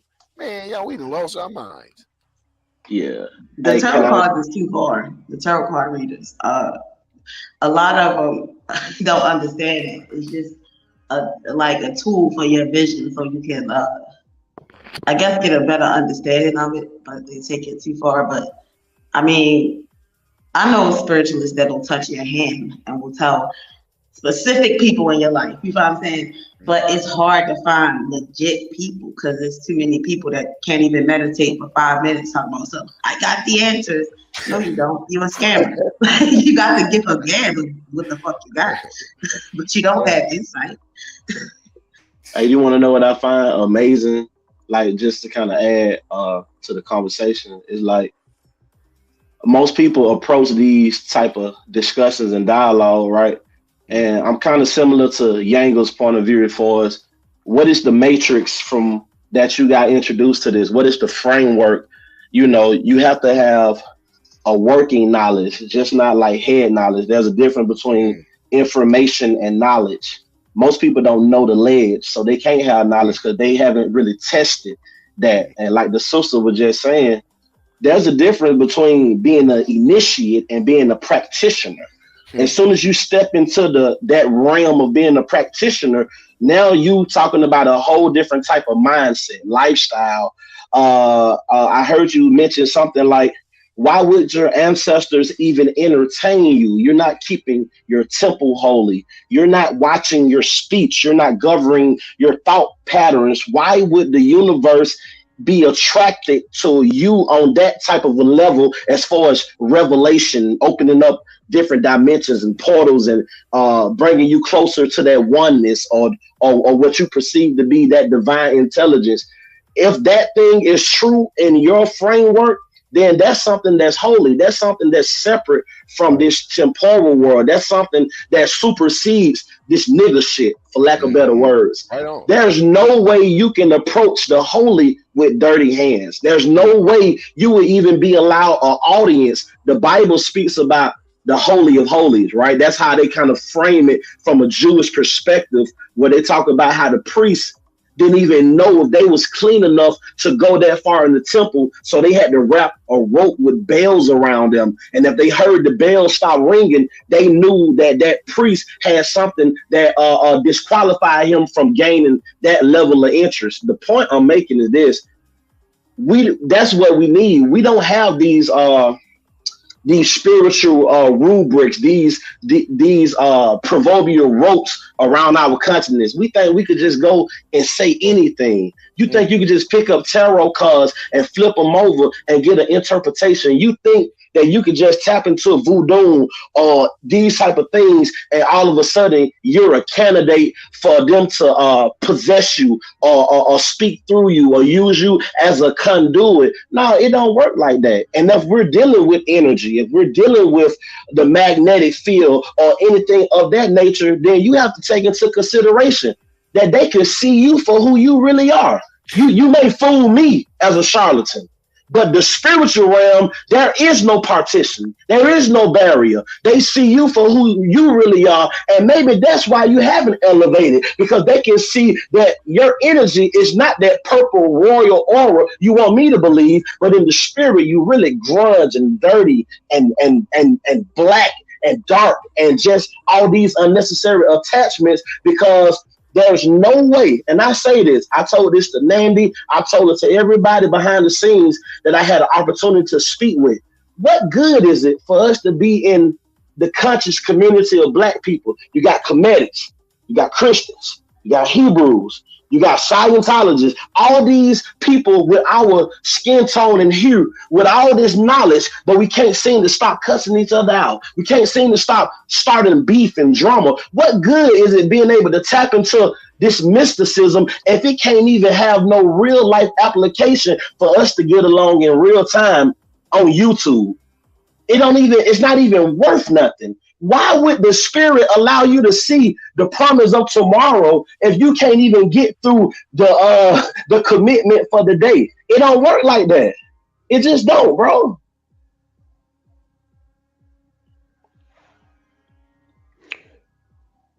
Yeah. Mic drop. That was a mic drop. Oh, yo, Mike. Oh, that's Mike. No, I wasn't going on a tirade. I thought somebody was gonna jump in with me. I was just saying. We could. Come on, man. What we gonna? I mean, you know, when spirit move you, I mean, like you said. No, I'm serious, ain't because you said something. It touched me, bro. Yeah, it touched me. Like you were saying, this is your introduction into tapping into Allah and tapping into God. Who am I to kind of impose my way? Because this is the neighborhood I'm from. I grew up over here. But as long as we both arrive at college, it don't matter. We still at college. My point. You know, and I mean, it's just that simple. It's just that simple. If we, you know, semantics divide, that's why I say that a lot of times to me, it isn't so-called religion that divides us, it's us, you know, and it's a colonized mind state. It's psychological. It's not theological. You know what I'm saying? It's that simple. We come into it we've been colonized by supremacists. And we come in with the neo-colonist mentality and want to be supreme in at least one area of our life, especially as it relates to our so-called salvation. And we get very bigoted and neo-colonialist. That's just, you know, and that's the nice political way of putting it. But, you know, as a spiritualist, you know, as one who believes in the divine and our power, you understand that it really is about love. It is about tolerance. It is about peace. You see how that can fit into your ideology of black nationalism. So that's my inspiration to go the extra mile to find common ground. You know what I'm saying? Even if it's I'm one of them spiritual Muslims. Like I said, I'm a Sufi. So I may bump into my Christian brother I'll be working with, because I give you a little bit of insight of what I do in the community. I work with two groups. I work with a group called Just Black Foundation Interfaith Action Committee. So I work with various religions. And then I'm part of a thing called the Maroon Society. And it's just that. That's why we call ourselves the Maroon Society. We're a motley crew. You might find anything, but we do the math, do the build, come out with, you know, all kind of great ideas and stuff and philosophies to better and edify ourselves. Anyway, so to say that, I've run across in the interfaith, uh, Christians or some that are a little more firm or staunch on the blood of Jesus. And any Muslim that's elementary Muslim should know these tactics. So what do I do? Oh no, it's not that, it's not that, it's not that. I will find every ground to find commonality. And I might even throw a head buster. I might start the conversation off. I'll be like, boy, I can't wait till Jesus come back. What? What? I thought you was a Muslim. Yeah, what I got to do with Jesus coming back? Hey, Yanga, I got a question for you, Yanga. Yes, sir. Because I never really heard nobody address this. And is this Inyame that's on the panel? Yeah. Peace. Yeah, what's up? What's up? Peace, brother. I just wanted to acknowledge your peace, man. I got a question for you, Yanga. When we talk about, because this seemed to be a familiar catchphrase. Your religion, if you're a Christian, you're a Muslim, then you're against African people, black people, which I feel like that's just a bunch of BS, right? You know what I'm saying? That's just my personal opinion. That's not true, because the African continent is millions of Africans that practice Islam and Christianity on the continent. Are their detriment it's all also? the same thing. They took shit Right. from us. What's the problem? Right. No, it's not. That's not the problem. The question that I'm posing is this. No, I'm agreeing with you. I agree. Oh yeah. Oh, I'm sorry, love. Here's my question, y'all, because I really need this answer. When we get into, I keep hearing people saying it's ancestor veneration, or we're venerating the ancestors.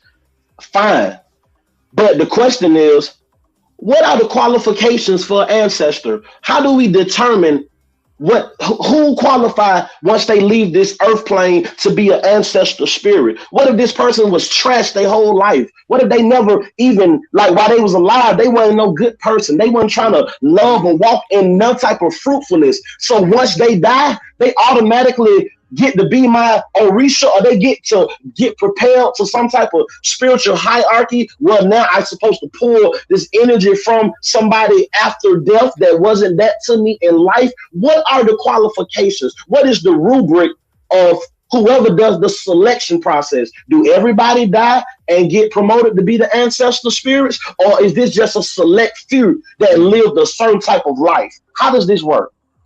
Okay, if y'all don't mind, I'll start off answering that. Yeah, everybody is your ego if they came from your bloodline, but not everybody needs to be venerated.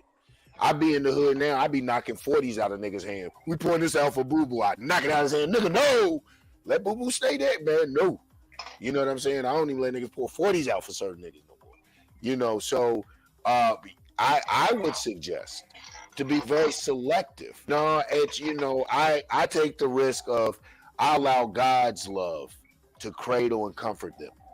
I'm not going to revenerate them or commemorate them for two reasons. One, like you said, they weren't the best energy on this earth, and secondly, revering your ancestors is not just connecting to that energy, putting light, and trying to elevate that energy, but it is sitting, remembering the morals, the teachings, the good ways.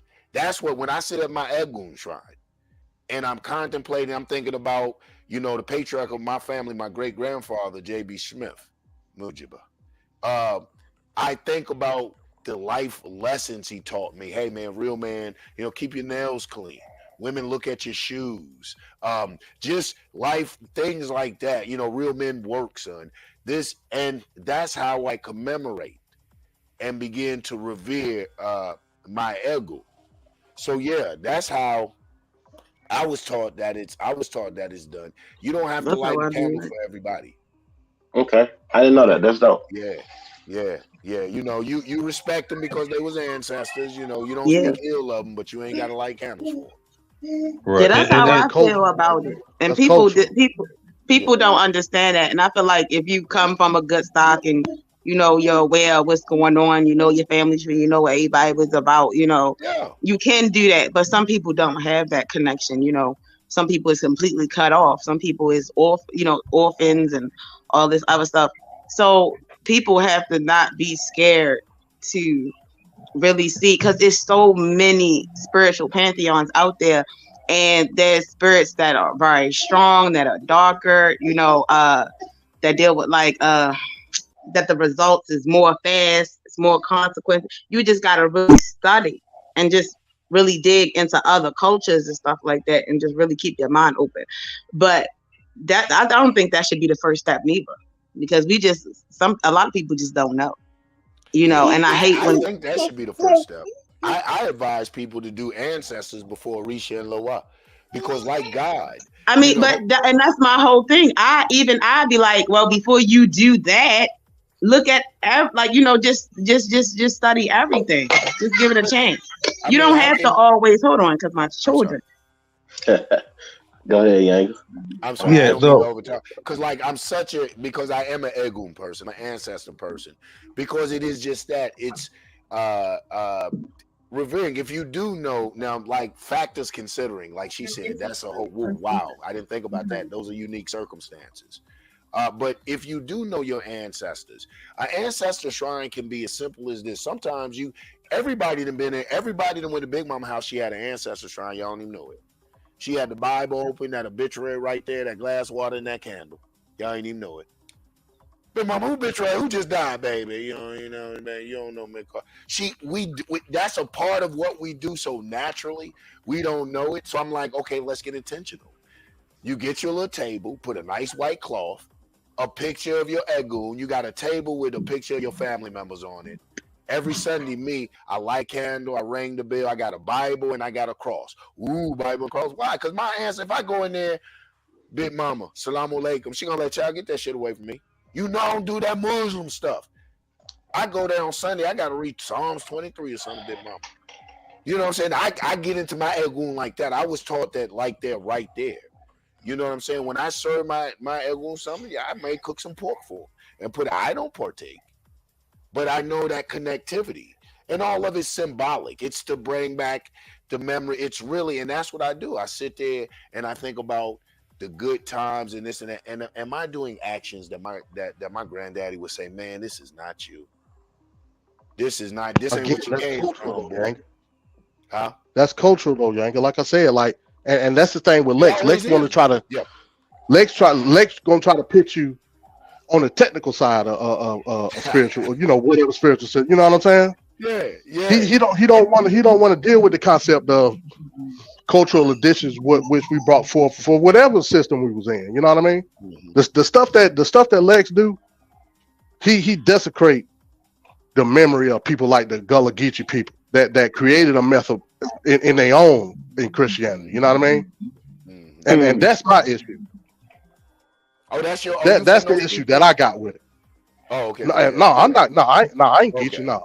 Shout out. I'm eclectic as fuck. That's the whole thing about me. Like I do everything, but I mostly just, have a basis in Hinduism and and Buddhism. I feel like people should just explore different things. You just never know what you're gonna get. Spirituality is like a box of chocolates. Put you on the spot for a minute, because I don't know about anyone else. I don't, I'm not real hip to the Buddha. Now I know, no disrespect. I pray this ain't disrespectful. We had a Buddha. We used to rub his belly, and my mama used to put marijuana ashes out in the little thing. He'd be sitting cross-legged. So I always thought it was an ashtray. You know what I'm talking about? I thought it was an ashtray, but we knew the Buddha was good luck. We always, he's not really fat though. That's the crazy thing. I mean, I've seen some where he's thin with the ribs out. Yeah, and he got because he fasted as well, but he damn near starved himself. Because a lot of those monks do that. But it's a sect of Buddhism that is connected to Hinduism and stuff like that. I'm just starting to do the history on it and stuff like that, because it's a lot of information. You got what are the basic 10? What is like the prime? Like if somebody asked me, well, what is the basic tenets of Islam or Abrahamic faith? I would say, love God with all that heart, and treat thy neighbor like you want to be treated. That to me, that would be the basic core tenement of all us together of an Abrahamic teaching.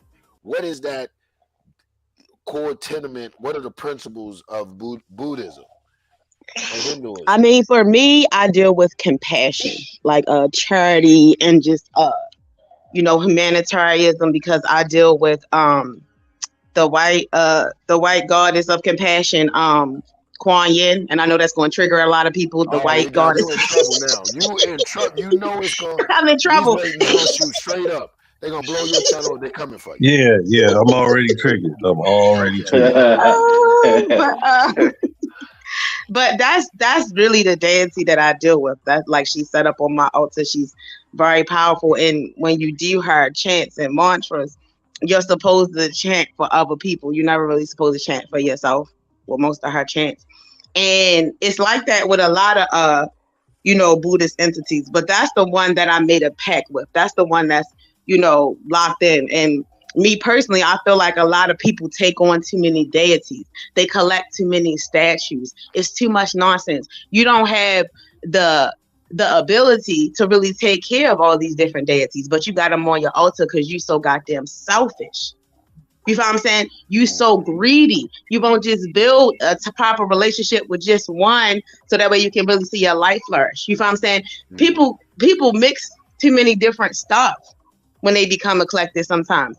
You feel what I'm saying? Now, as far as me dealing with other spirits, you can do meditations, you can do the chants, and that's why I like it, because you can get that energy without having to put some food on your altar or whatever, making sure you have all the offerings and stuff, because there's an order to all that shit. Yes. You gotta know the days of the week, their Yes. favorite number,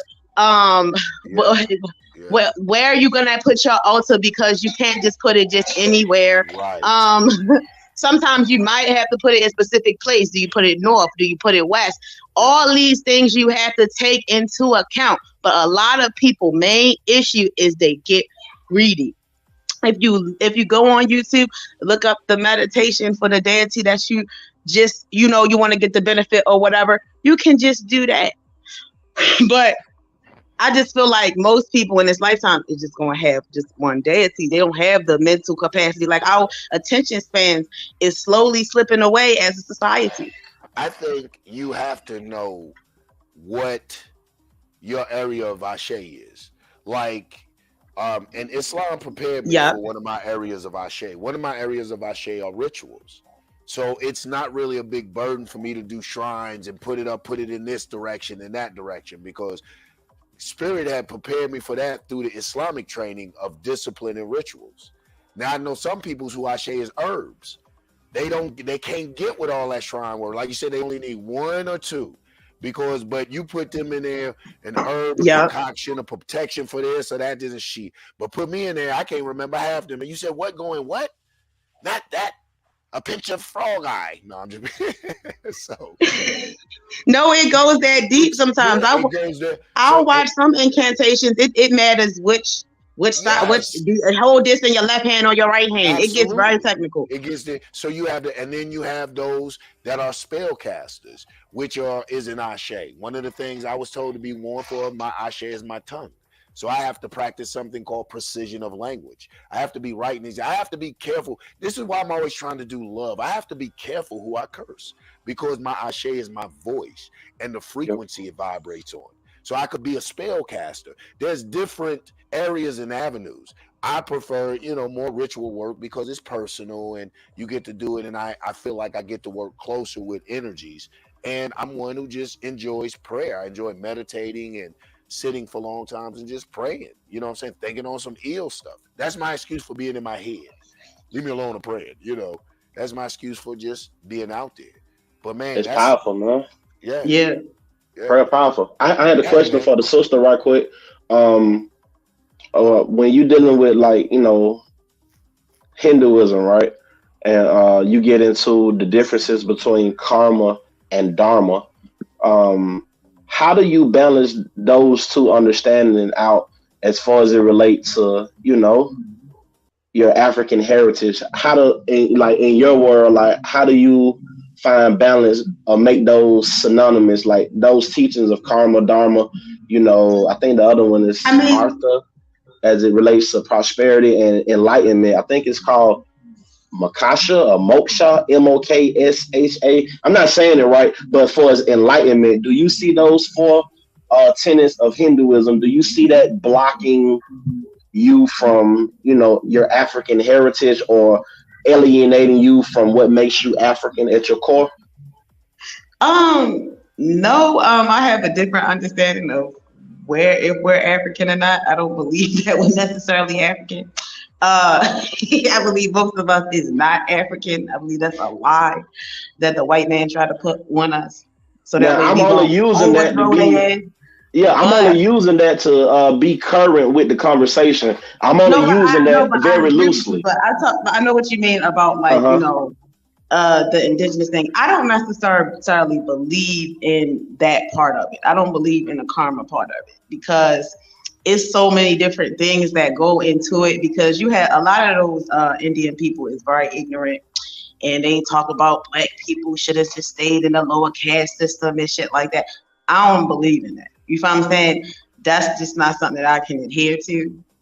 It's kind of like a take the meat and leave the bones type situation because that's not the only spiritual practice that I deal with. You understand? So, yeah, they're very ignorant. You feel what I'm saying? I stopped going to the temple because I got tired of them, and they would get mad because I knew certain black people that did the work and they respected highly. So they had to respect. They felt like, oh, we know so-and-so, so we just gonna respect you.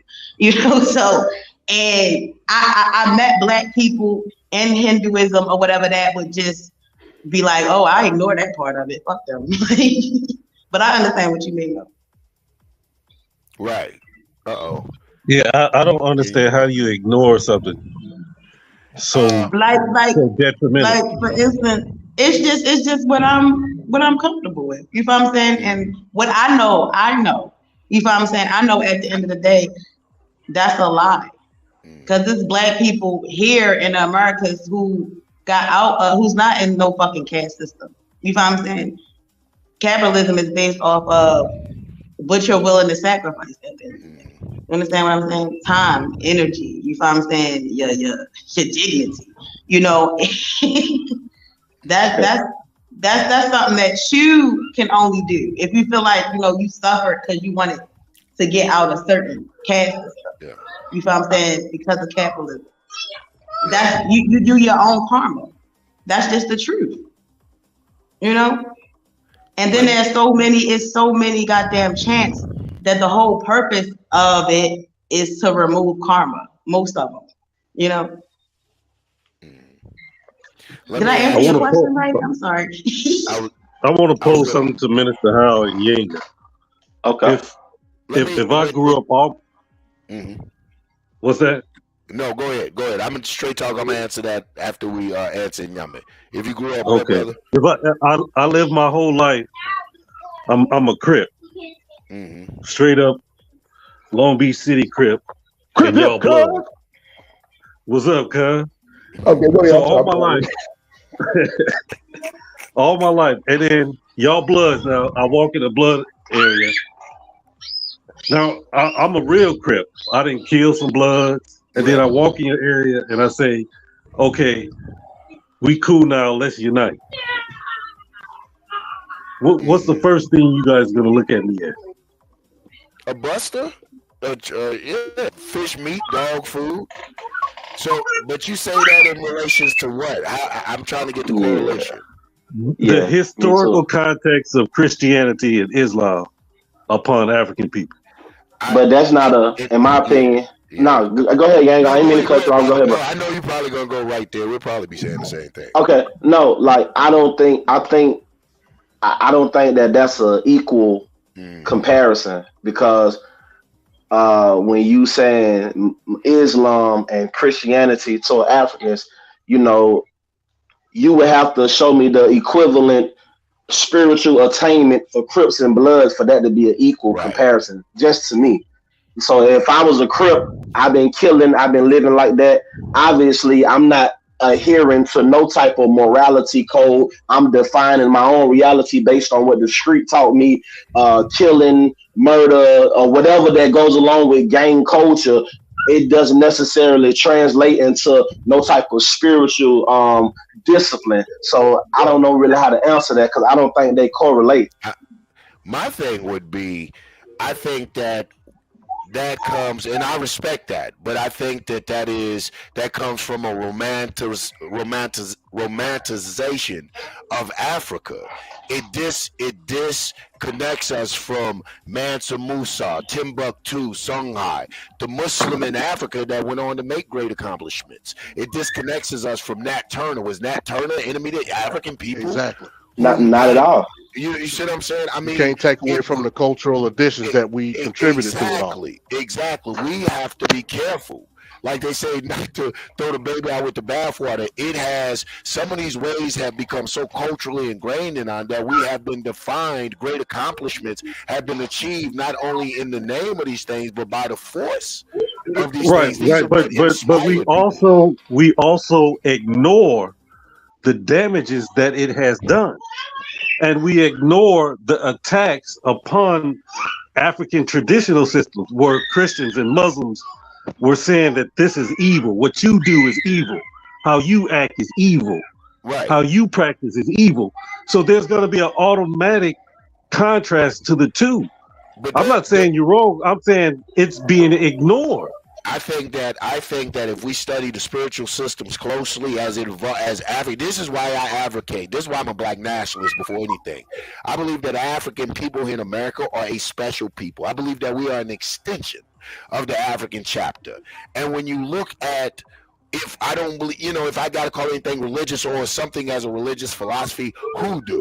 And I use that loosely, but I say that because we reserve the right. These things have been imposed on us. It's part of our epigenetics at this point. You know what I'm saying? I don't think that, and this is just my opinion, I'd have to do the research. Black people in our worship are really that scholarly to go back that far. These are instruments of inspiration and motivation to get through hard times. I mean, when we go like that, what about the Negro spirituals that told us which way to go and encouraged us to keep going? Absolutely. And on top of that, I want to ask, like, just to build off that, I want to ask this question too to you, Inyame. Is it your stance that just because it's an indigenous religious practice, are all of them good? No. Okay, well that's fair then, because I'm not saying everybody that practice Christianity or Muslim have not used it for nefarious means, but I just wanted to see, what your mind frame was. Just because it has an African label, does it mean that it's good or that it can't be evil or used for evil?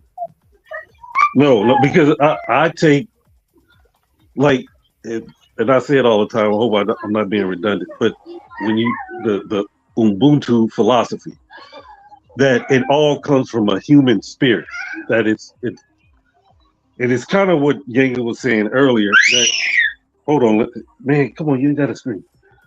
That it depends on your experience, how you was raised, how you see the source or the energy, how you take it.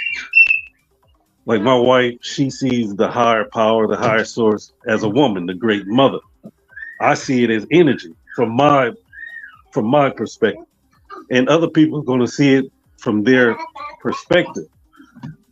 But depending on how mature we are in our spirituality, that's how we use it against other human beings.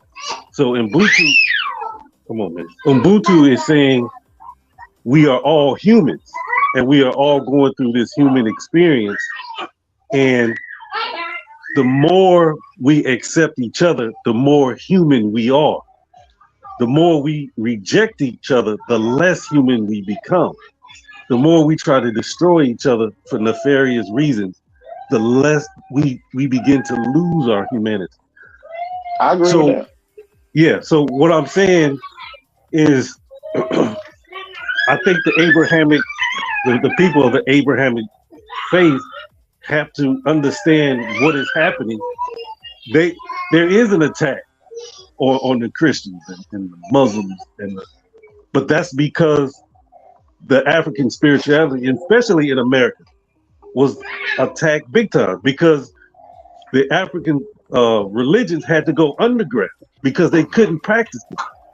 And they syncretized them with Islam. They synchronized them with Christianity, and it's all through our culture. So I'm not saying one is higher than the other, but there is an issue that we seem to ignore. Now, hey, and Young May, just right quick, and I know you got to answer that question, Yang. I just have to ask this question. Now, based on what you just said right there about them having to synchronize and go underground and kind of merge, their practices to blend in.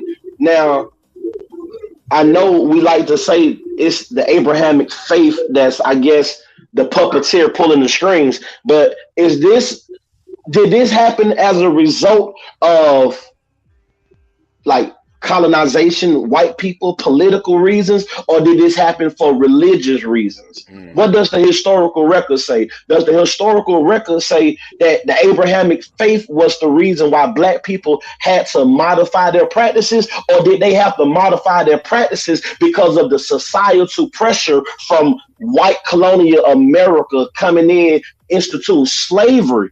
Is that why they did it? Because if that was the reason for them going underground, then we can't just put Abrahamic faith inside the scope and say we have to shoot that. Because if you get rid of Islam, if you get rid of Christianity, and that other part of the dynamic still exists, black people still will be underground merging and modifying because the real root reason haven't been addressed.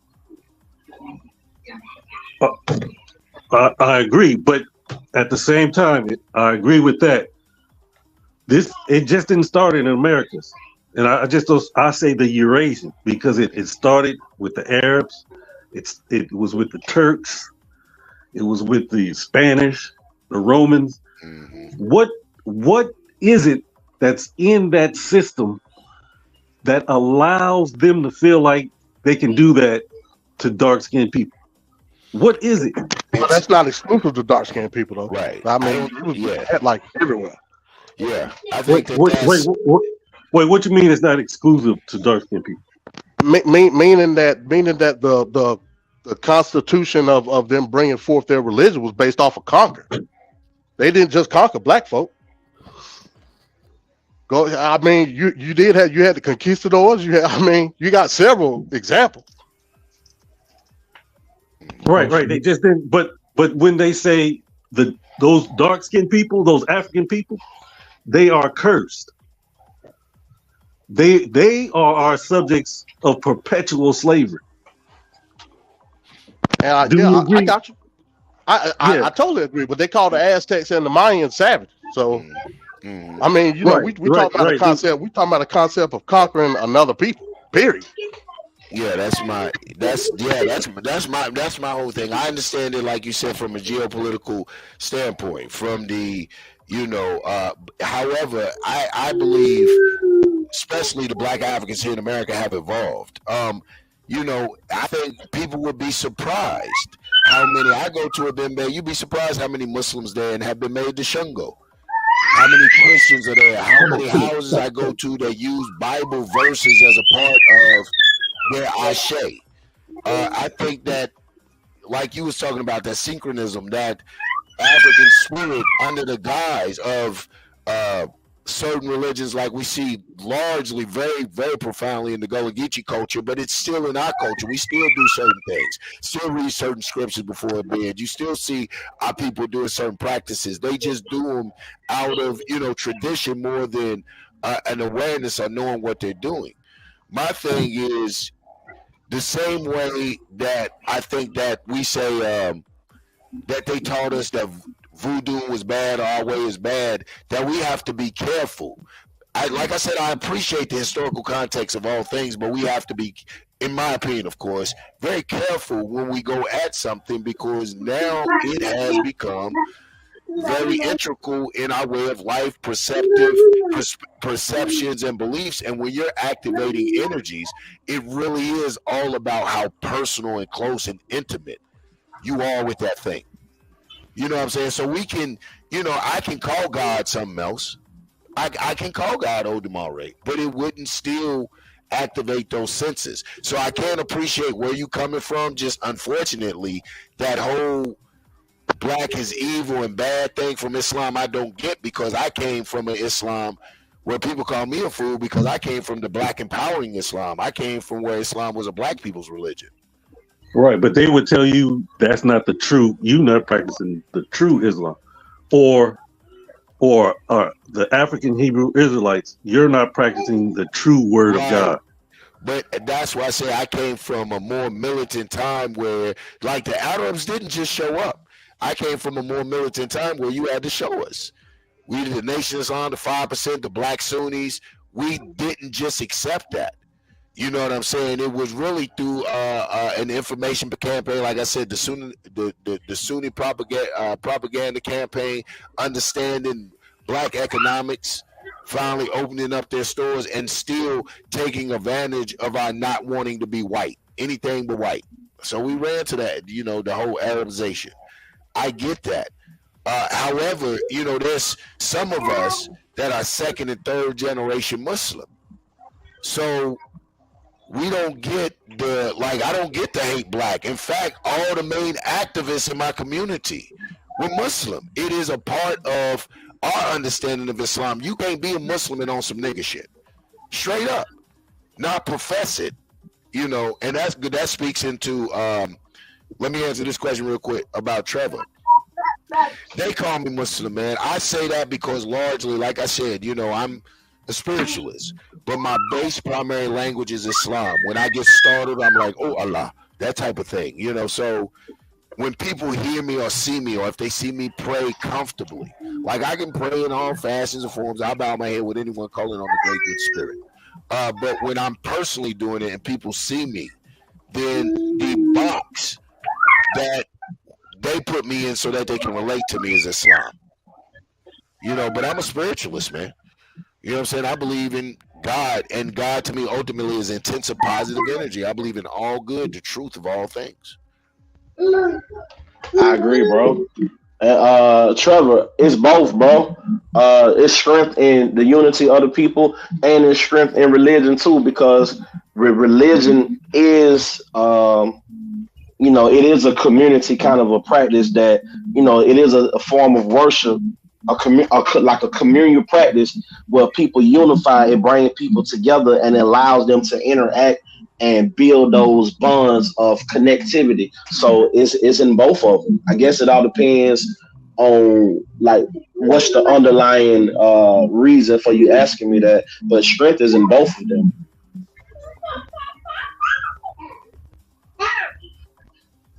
Two, let me say this. I can appreciate Inyame's line of question and his reasoning and his logic.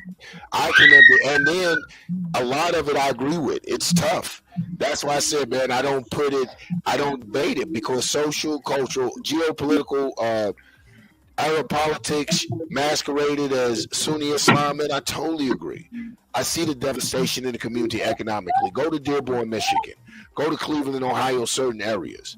Them Arabs will come out and treat you awful and terrible, man. I mean, just some crazy stuff. And we're so conditioned to accept their holiness and their sanctityness that, you can get a sheep herder, a camel herder, and bring him over here, and they'll think he's the equivalent of Muhammad. God's peace be upon him, Muhammad. Right. And Yanga, didn't you bring up Mansa Musa? Yes. So Mansa Musa, he's already in Mecca, in Mali. He's already there. Exactly. He takes gold and takes it to Saudi Arabia, because he was out of his mind. What's the title of this show? He was out of his mind. I think that was so on point. I think that was so on point because look what he's remembered for. Look at the honorable mention. He was so rich. He destabilized the economy of the holy cities in African. I thought that was, thank you, Allah. You know what I'm saying? For substantiating the greatness and the power of the African mind over those filthy Arabs, even taking their lesser religion. So you have to understand this. I'm a Sufi. A Sufi is a collective of holy people who were searching the mystery of life, and Islam is a period in life. Muhammad is a period in life, like Jesus was, like Moses was, and all of these great men had Sufis with them. The Buddha has Sufis with them. So Muhammad, had the Suf, the people who were the bits, the people that would sit and listen to these wisdoms. and you know what I'm saying, get the esoterical meanings out of them. So we think. So what you did, you had the Arabs come with the Umayyad dynasties and all this, the Uthaymic movement, and they did their thing as a social political. You know, they did their little thing, but there was the Sufi had enough spiritualism to maintain, you know, that righteousness from the teachings of Muhammad. And it has never been a large group. The Sufis have always been mystics. The Sufis have always been, you know, in danger of being labeled a heretic. You know, you hear Muslims hear me talk, how you recognizing the Orisha and this nigga, you ain't no Muslim. We've always lived a life of danger. You know what I'm saying? So we learned how to blend in with the people of the time, what wise man was coming espousing the wise words of wisdom in that form. And when it spread into Africa, you know what I'm saying, it was something we already knew. But we political people too. You might have a sword, you might have some economic benefit. Okay, we'll speak that. We'll speak that. It ain't too bad. What? There's no truth, and the truth has no partner. There's no God but God, and God has no partner. Be right and exact in all the things. Reading the Quran from a standpoint is like reading the Constitution from an objective standpoint. It's good literature. Well, wait a minute. Hey, how you gonna It's good literature, brother.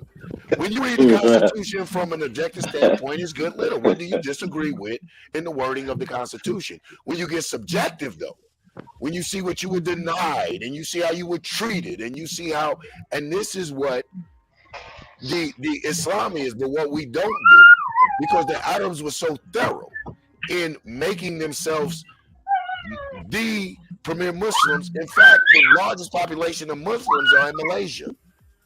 You know what I'm saying? They are the minority in the Islamic world.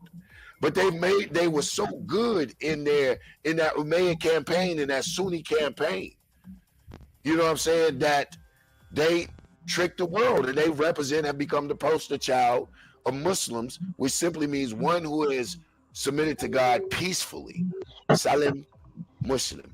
One who is Islam, I've submitted to God, and in myself is no resistance, and that's submitting. I'm not fighting it. You know what I'm saying? I know the truth. I know the haq, and I'm not going to fight it. Like, my biggest thing is like I lean more to like the Hebrew Israelites and how they practice, but I do synchronize a lot of stuff. But my thing is, how do people know that the end of the knowledge was 2,000 years ago?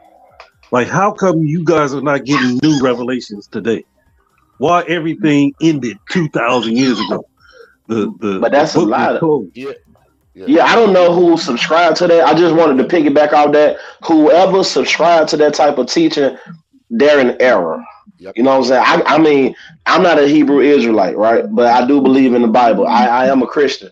I'm telling you personally, brother, anybody that subscribed to any type of revelation knowledge or anything ending 2,000 years ago, this is a person or a group of people that have isolated themselves. It's almost like they're like paralysis by analysis almost. It's like it's kind of like a force field, if you will. And I mean this in this context. If I subscribe to no further knowledge or information coming forth in my present day, then it kind of free me up from the pursuit of a thing. You see what I'm saying? I ain't really got to try to pursue nothing. All I got to do is just keep things in remembrance, like through recitals or just getting together and reading the books. But after that, it kind of stops there. And I really believe that's why you see a lot of things happening, even within that context of Hebrew Israelites, as we see on the news of, you know, them marrying underage girls just because they had a period, or brothers jumping on women, and these things that leak out into the media that they want to keep under wraps. This is because there's no further pursuit. There is no continuing discipline, because if you continue anything, then it's not just from like a historical point of view. Everybody loves historical Jesus, historical Abraham, but nobody really talks about, is it walking with you now? Is there any synchronism right now? Are those practices right now? And that's what prevented me from bonding the way I wanted to. I tried to bond with Hebrew Israelites. I tried to bond with Lex. I tried to bond with everybody that was a part of the debate league. But because I was a Christian, still in pursuit of knowledge, it kind of isolated me because their understanding was that's kind of like it's kind of like taboo almost. You don't get to keep because learning is voluntary inclusion of information. You don't get to keep learning. You don't get to keep tapping into mystery systems and asking questions and going down certain paths. They say it don't take all of that. But where I come from, it take that and more. I can't be idle in my worship. IDLE. Because if I'm idle in my worship, I might become an idol worshiper. You see what I'm saying? I have to be, I have to. And that's what got me off the, I'm going to say off that path. Because if I'm supposed to be worshiping or following somebody living, how come it's still stagnated back to a time when people was riding donkeys? Because they miss it in Yanga. If you don't get nothing else from the Bible, and I ain't just talking to you, I'm talking about anybody that's listening. One of the most important lines in the Bible is when God declared through his mouthpiece that you are my temple. You are the temple of the Lord. So if I'm the temple of the Lord, this is not a dilapidated temple. This is not a temple that's closed for business. This is a temple that has to be operational. They call it the city on the hill. That means if I'm his temple, then that comes with an obligation. Do you see what I'm trying to say? Most people still looking for the temple. They'll debate you on Solomon's temple, the third temple, 2 AD, 70 AD. But if you ask them about their personal temple, they'll cuss you out because that's the real work. The real work is not in the book, but the Bible speaks about writing on the tablets of the heart, the soul, the mind.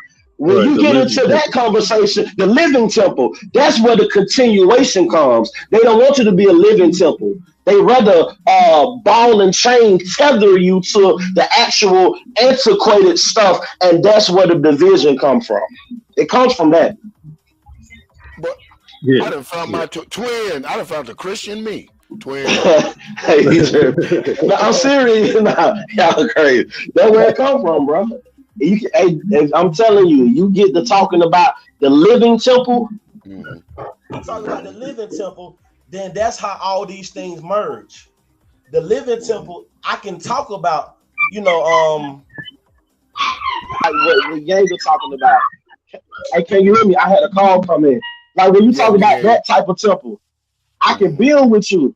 And I can build with Yanga because that temple, do you know people came from all over to go to Alexandria? Huh? You know, people travel all over the world to go to these different places of learning. That was a commerce, that was a exchanging of knowledge. How you gonna find out the truth? How could you ever become adept at a thing if you're isolated? It don't work like that. It don't. Travel crazy. Exactly. He said, man, I'm out of here, man. Now I'm passionate about that stuff, bro, because I never really got a fair chance, Yanga. You know what I'm saying? As soon as I came into this sector of YouTube, it was just like a white person with a black person. The fact they knew that I was a Christian, they never gave me a chance to get to know me. I was the pulpit preacher. I was the sellout. I was Pastor Pork Chop. I was all of this. So they didn't really get a chance to know me like that. And after a while, I lost the desire to try to merge with them. Because it's like, okay, cool. I'm not going to cast my pearl before swine. But Minister Howe, that was the reason I brought up that point with the Crip and the blood. That was the reason. Because if I got a history with Christianity, I'm going to have an automatic response. And so I brought that up to show you guys are getting the automatic response. So no, I caught on to that. I caught on to that. Yeah. I caught that. So I'm saying, oh, wait a minute. We've been warring all this time, and now you want to be friends. I don't trust you. I don't trust you. You got to prove to me before I trust you. And so that was because I know, like in season 2, I was coming hard at the Bible. Not because I dislike it, but I come hard because I heard so much hate for African people, African spirituality, and I want to show, hey, y'all ain't no better than nobody else. Y'all way of life ain't no better than nobody else. We all in this together. We all got to face It's this not, together. bro. Yeah, it's true. It's not. Right. Before we get to this next step, we have to learn how to work together. Just like I hear people say, man, Pan-Africanism can't work. Nobody's never been united. You never heard of the United States of America? It doesn't mean that you have to be walking holding hands. It means you have a common goal and you're going to work towards that common goal. And that common goal is that black people, instead of being at the bottom, we work our way to the top. And what is it going to take for us to work our way to the top? I don't have to believe the same things you believe, but there's things we can work with. I think that you hit it on the head right there. We don't have to believe the same. Like, I think that I'm leery of people who use that constantly divide. Like, it doesn't have to be a divide. Like, to me, it isn't that major of an issue. If someone accepts Christ, someone accepts Al-Masih, God's peace be upon Jesus, or someone accepts the teachings of Muhammad, God's peace be upon them, how is that, especially if they're coming with palms up? They're coming with no ill intentions. They're coming to work with you. We've allowed hatred to eat at us so badly that we won't even accept our brother coming with palms up to where he says, the only thing I ask is that you leave me and my understanding of the universe alone. I won't proselytize. I'm not going to push it on you unless you ask me. Then I'm going to share the good news. I'm going to share why I'm smiling all the time or why it seems that I'm fortunate. But I would never proselytize that. But if you have people that can't live with that, that issue is with them. And us in the spiritual world said, they ain't nothing but the devil, baby. You know what I'm saying? I mean, do I irritate you that badly that I'm going to duck off here, go behind this bush, and I'm finna bust a little prayer? Look at that nigga busting prayer, bumping his head on it. Damn, that bothered that dude. It really bothered you, like, because I don't do it in public, offer no salah or something. But if I see a Muslim, and I've been with people, look at that nigga. He just go. I said, man, it bother you that he ducked off for a minute, take a breathe. He's just trying to take a few minutes from work. Well, he may be tired. Better him take a few minutes that might making be a the prayer key. than drinking a beer. How about that might be the key? What I'm looking for, because people, like I said, Inky got bothered. I was atheist. I was like, yo, I'm an atheist. So what? Let's keep it moving. Like, right. Because that's their niche. They're big fish in a small pond. If you take that away from me, man, you kill a lot of cult mentality and a lot of people's thunder. When you take the controversy in the pool with that, when you do a Malcolm, hey, your belief is your belief. When you practice the true teachings of Muhammad, not this Arabized version we've been given of warfare and anger, but the preaching like Muhammad taught you in warfare, what? Do not cut down the trees and do not destroy religious buildings. Every elementary school Muslim can tell you this. You know what I'm saying? So when you practice the art of tolerance and patience and acceptance, and especially as black people, which I don't get, like I was saying the other day, man, we dying wholesale. You really gonna ask me what a verse means that isn't relative to anything? You know what I'm saying? So when we look at, I hold our survival as a factor in my unifying with any person of belief, especially a person of high moral character. I don't care how you achieve that. In fact, what's going to trip a lot of people off, I may pull them to the side and say, man, what do you do? You know, I go to Sunday school. Damn, okay. I just had to know because you over here glowing. You know? I mean, some of us automatically go into hate mode. Brother be over there shining like the sun, doing the best, giving charity in the world and helping out all the people in this and that. The first thing we see is a nigga jumped out of a car and he got a cross on his tag. The nigga Christian. Or you see he jump out and got a little kufi on. Look at that Muslim. I mean, this colonizer has done a number on us. Not only in introducing the religion to us, but in our attempt to get back to our original state, which I can appreciate. Exactly. I can appreciate, but I hope we're gentle, because in an attempt to get back to our original state, part of that original state is ancestral acknowledgement. And our jumping back that fast, if you'll say, or that hard, that staunch, we shit on a lot of ancestors. A lot of them, bro. And you want to know what's so crazy? Oh man, yeah. Oh, I didn't mean to cut you out, bro. Go ahead. That's it. No, I think like if we was conscious of that, if we was cognizant of that one statement right there, what is the bottom line here? What is the goal?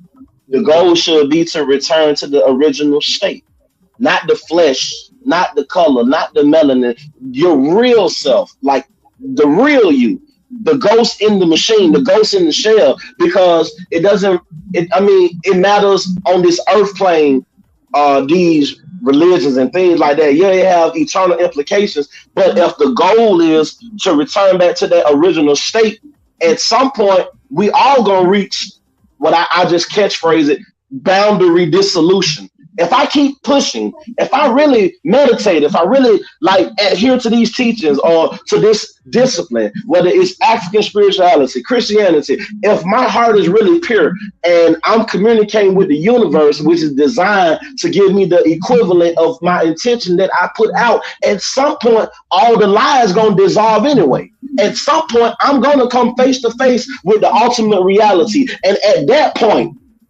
you don't have to try to convince me of nothing. Once I come face to face with the absolute truth, you ain't got to worry about trying to tell me what you're trying to teach me. If I keep going, at some point, I'm going to run face to face with that thing, that divine intelligence, but you won't even give me the freedom of my pursuit. You don't want to just catch the fish. You want to clean the fish too, but that wasn't your job. It ain't your job to descale me. Come on, man.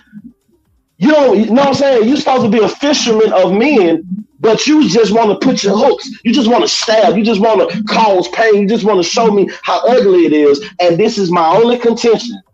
I wouldn't have a problem with it if it was universal with the other side. But I don't see the same energy with those that don't look like us. I don't see it.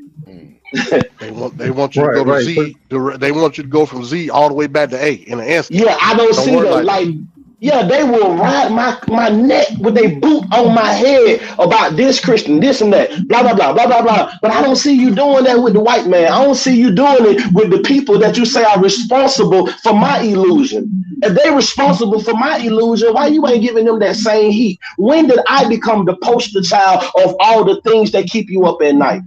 I need to see you. Come on, y'all. It's not just the conscious community, it's the street. You don't see the Crips, the Bloods, the Pyru, the El Rukins. You don't see them giving it to the police. No, how you gonna shoot me and run from the police? How you gonna run after me? But come on, I'm saying, hey man, come on, you know what I mean? How you gonna shoot me? You'll pull up on me, slide on me. You'll go get the ladder. You'll go get the sticks. Pull up with the stick. You'll do all of that. But the police come, you got to run from them. Come on, man. Yeah, you might bust two caps and then go run somewhere back in the apartment. That's what I'm saying. I didn't see it. One time the cop, I'm telling on myself, cop was chasing me. I pull up in the Calio projects. He pull up behind me, and I say he gonna back out. My niggas here. Nobody came out. Damn. Nobody came out. They're watching you through the blind, bro. Yeah, nobody came out. Now I got my little duck off, and he eventually left. You know, he wasn't gonna go too deep. But if I would have just came in there by myself, somebody been checking me, nigga. What you doing up here? Who you want? Yeah. Right. Yeah. Yeah. When they saw them lights pull up in there, everybody ducked off somewhere. So that's your debate topic right there, bro. Which one is more pressing issue? That or my Bible? Which one matters more? Right. And so I was saying that I was in the right, and I knew I was in the right, and I wasn't pulling over just because he wanted me. That's how I was. I'm different now. Don't do that. Young people don't do that. But we do that with each other. We would have checked each other like it ain't nothing because we feel like a nigga ain't nothing. Yep. That's how we feel it, man. I've seen that, man. I've been with Negroes, killers, straight killers. We out there on the nigga, and the police pull up, nigga, get a PhD. Whoop, what are y'all doing? My brothers and I just congregated. We're having a wonderful time, officer. Yes, officer. We'll be fine, officer. You too. Lovely day. Top of the day. I don't even, you know what I'm saying? I'm like, nigga, what? Yeah, man. Yeah. It's something about them police, boy. I didn't, man. Well, it's that authority because they know they ain't playing. But Hey, let me but say this real quick. Shouts out to the dark okay. side too, man. If y'all ain't caught, I called some a Blue show. That shit was pretty hot. Go catch that if y'all ain't caught that or what Blue did. So my bad. Go ahead. I was just looking at No, something. I wasn't saying that. I was just saying we do it in all circles. So Minister House like, man, why are you going after me so hard? But we do that to each other. We do that to each other. But the war, to me, the warfare is but we have to get back to our right mind. And we was talking about the Constitution. Nobody exemplified the Constitution like black people. Right. Man, say it again. You better say that. That's fact. Yep. The Constitution they wrote it just for white men. We made it for everybody. Come on. Facts. The living embodiment of it. That's what we we are. are. The embodiment. Yeah. We got to get back to that. You can if that's part of our epistemology from a kid, like this is our knowledge base. If I go to shoot another black man, I'm taking away his human rights. I'm taking away rights he was born with. And who am I to take away his rights? Right. Because I want his pair of shoes. If we have that type of mentality, that type of worldview, we got to get back to there before we can move forward. Because at one point in time, I believe we was the example of the world. Man, boy, you preaching it well. You say that. You say that. Please, will you say it? Say it again. Yeah, we was the example. People in South Africa was looking up. We was the example. That's right. And we got away from that. You know, more money, more power. You know, bros over hoes. Where did that come from? Man, that was the first. I don't even gonna start that conversation. Part of the systematic process. If you I about to say that sounds like an agenda right there, man. Yeah. It's not too late though, man. But you want to know what's crazy? I'm surprised, like, and I mean this with all due respect. You know, I ain't got nothing but respect for you, and y'all, man.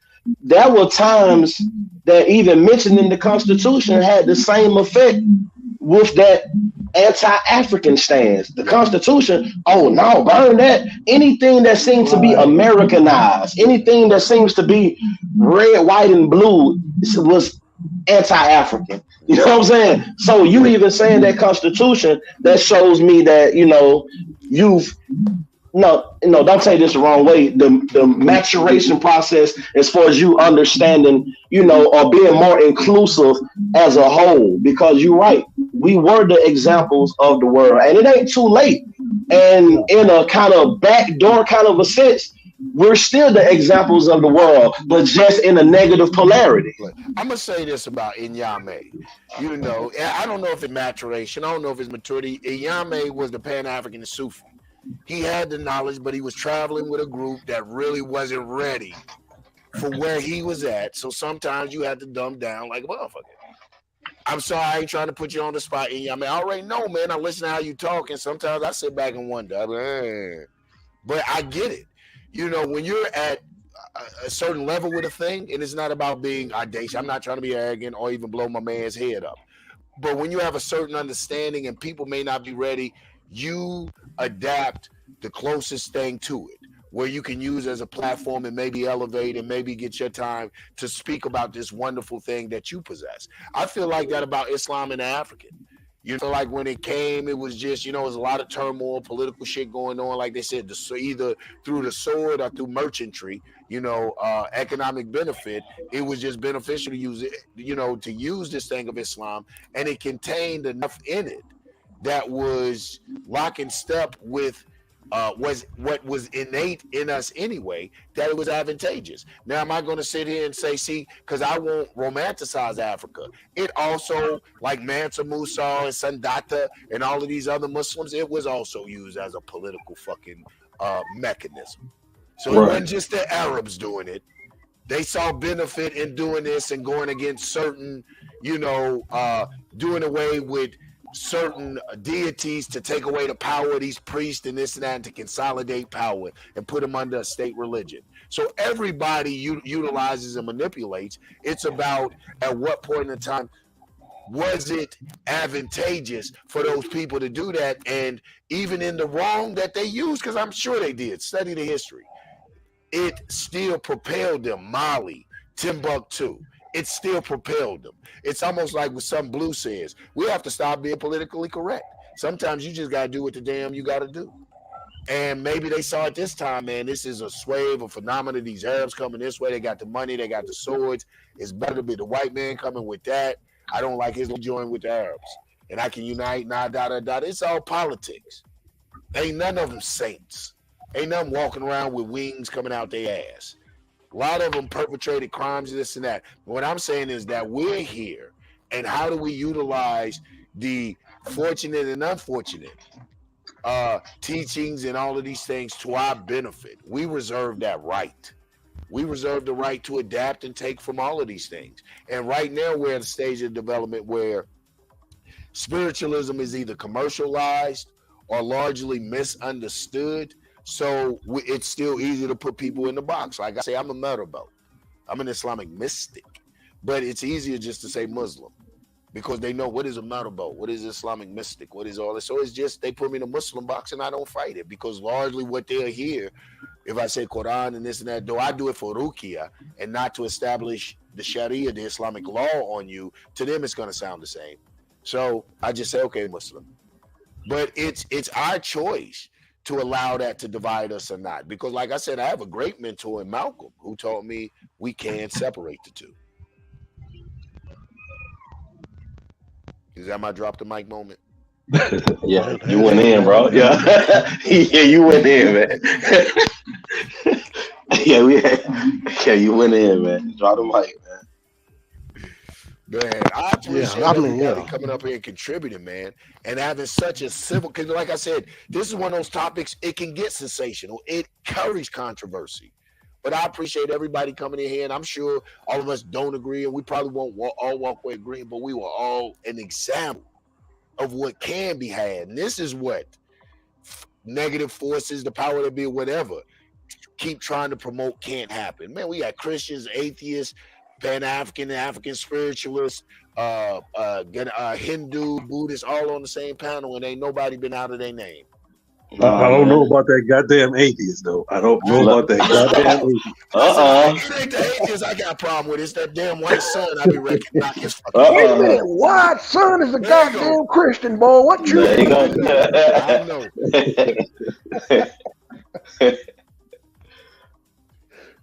Well, listen. Of which, yeah, I listen, I'm going to wrap up, man. I could do this all day because I love God. I love having civil, intellectual conversations about the various philosophies, ideologies, theologies, sciences, ways that we achieve this higher state of enlightenment. I love learning. I learned about the Buddha today. I heard, like, I found my twin on the other side. Ain't that about a blip?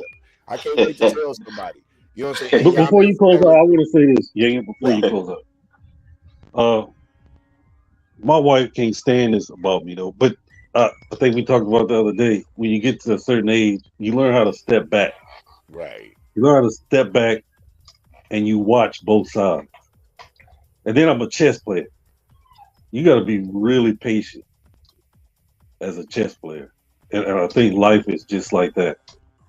You just can't judge everything. And so I ask both sides. Even whatever religion you are, you have to understand the history. And you might say, "Oh, but I don't believe that. That's not what." Yeah, but if there's a history of a certain people called Muslim or Christian, and they did this, it's going to leave a trail. It's going to leave a bad taste. Yeah. Or even on the RBG side, how RBG comes so hard against Christians is going to leave a bad taste.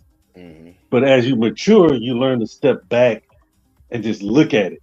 And like, okay, I can see why he acts like that. I can see why he acts like that. Yeah. But what is the best move? That's in chess.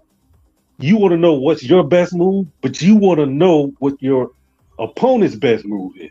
Mm-hmm. If you can figure out their best move, you can make a move before they even move. That's what I think we need to see it. Why are we acting like this? And I told Black Son, I got to talk to Black Son too. When I was saying about the Hunger Game, we in a Hunger Game, Mm-hmm. and it's like we're pawns, and they just push us forward, and we attack each other. That's why I think we're acting like this. I think, I agree with what you're saying in Yame to a degree. Some people are angry. Some people do feel tricked when they woke up to it. But after you've studied it so long, anger subsides. You're no longer angry. Now you're a sensationalist. People hold things sincere and sacred, holy. You know what's controversial. So you're going to fuck Muhammad and Allah. That's going to start a frenzy with people, that's Muslims, right. Especially for now. It's all about, like I said, at one point in time, I was angry when truth about certain things came to me. When I found out the Umayyad dynasty, Sunni Islam, Umar, Abu Bakr, these people whom I studied and know their, know their history knew their lineage better than I knew mine many times. So I was angry when it came to me. But as years have passed since then, I don't carry that same anger. When I hear that name, it doesn't send me into a frit. Fuck them Sunni, da da da da da. It does when someone keeps trying to measure me by that standard, and I'm saying, hey man, I don't get down with that philosophy.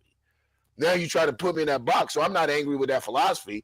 I'm angry with you for trying to judge me by that. So I question, how angry really are you? How much are you really trying to champion the Black people? I think that you're trying to exploit Black people, trying to play on our wanting to return to our original self.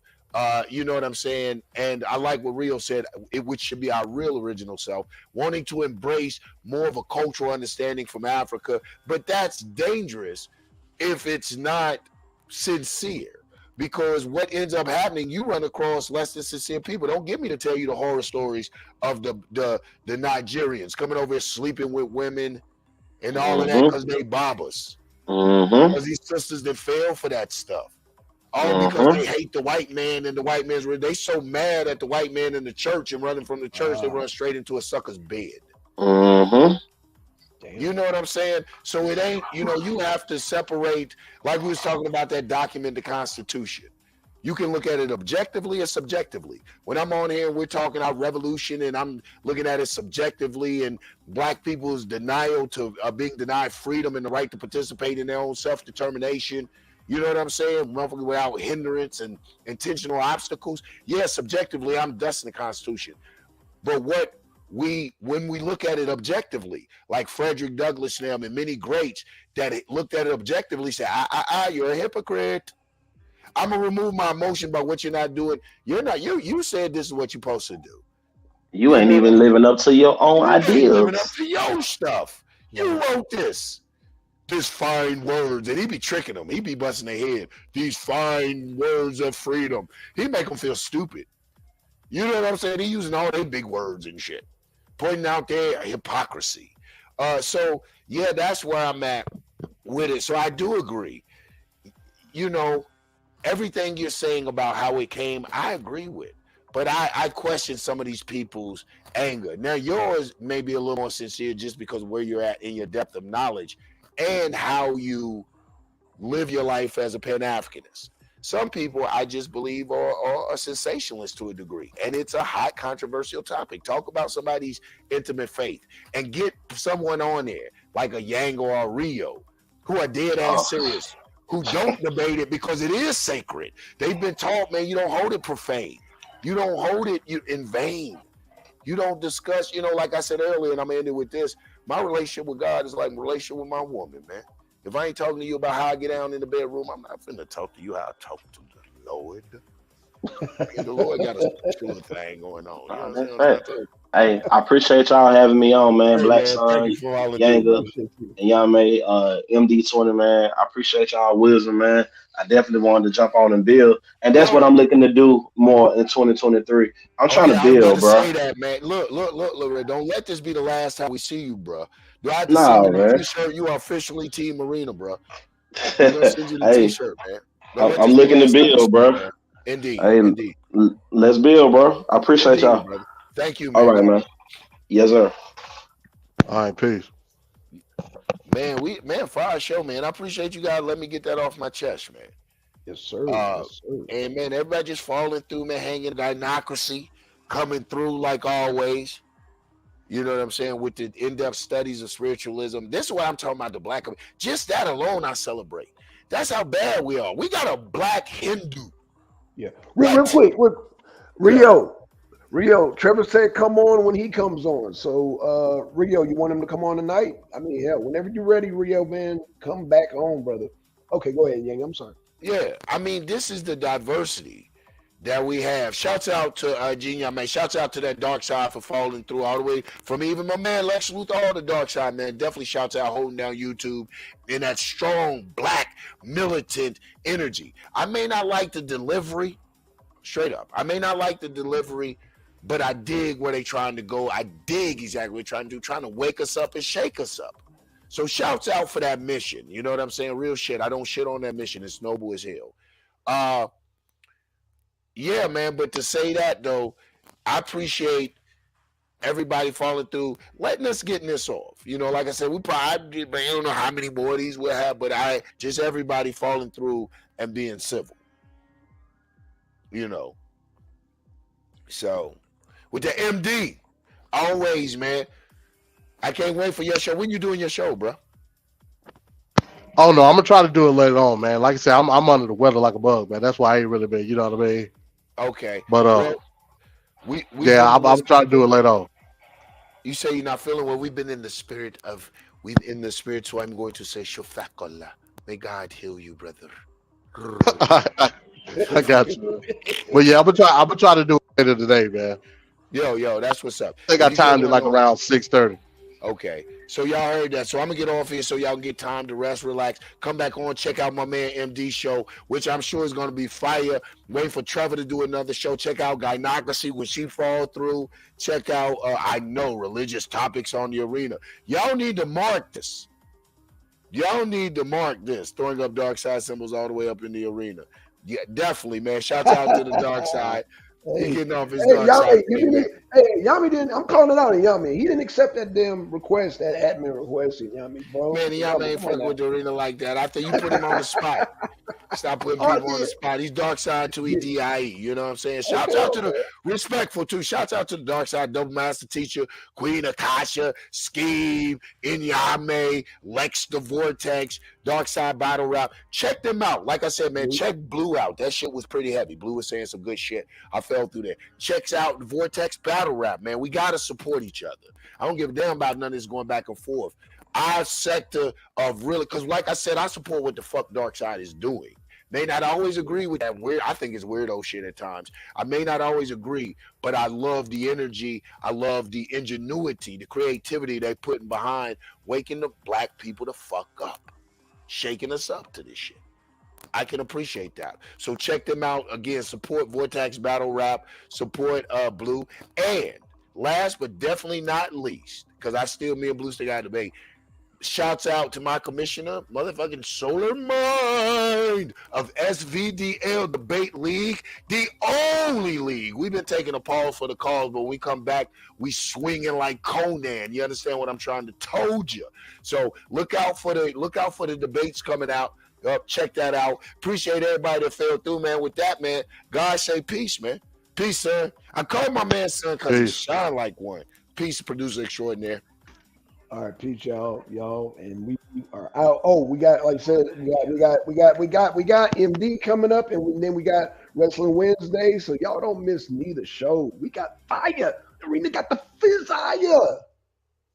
Y'all dig what I'm saying? All right, we out, y'all. Peace.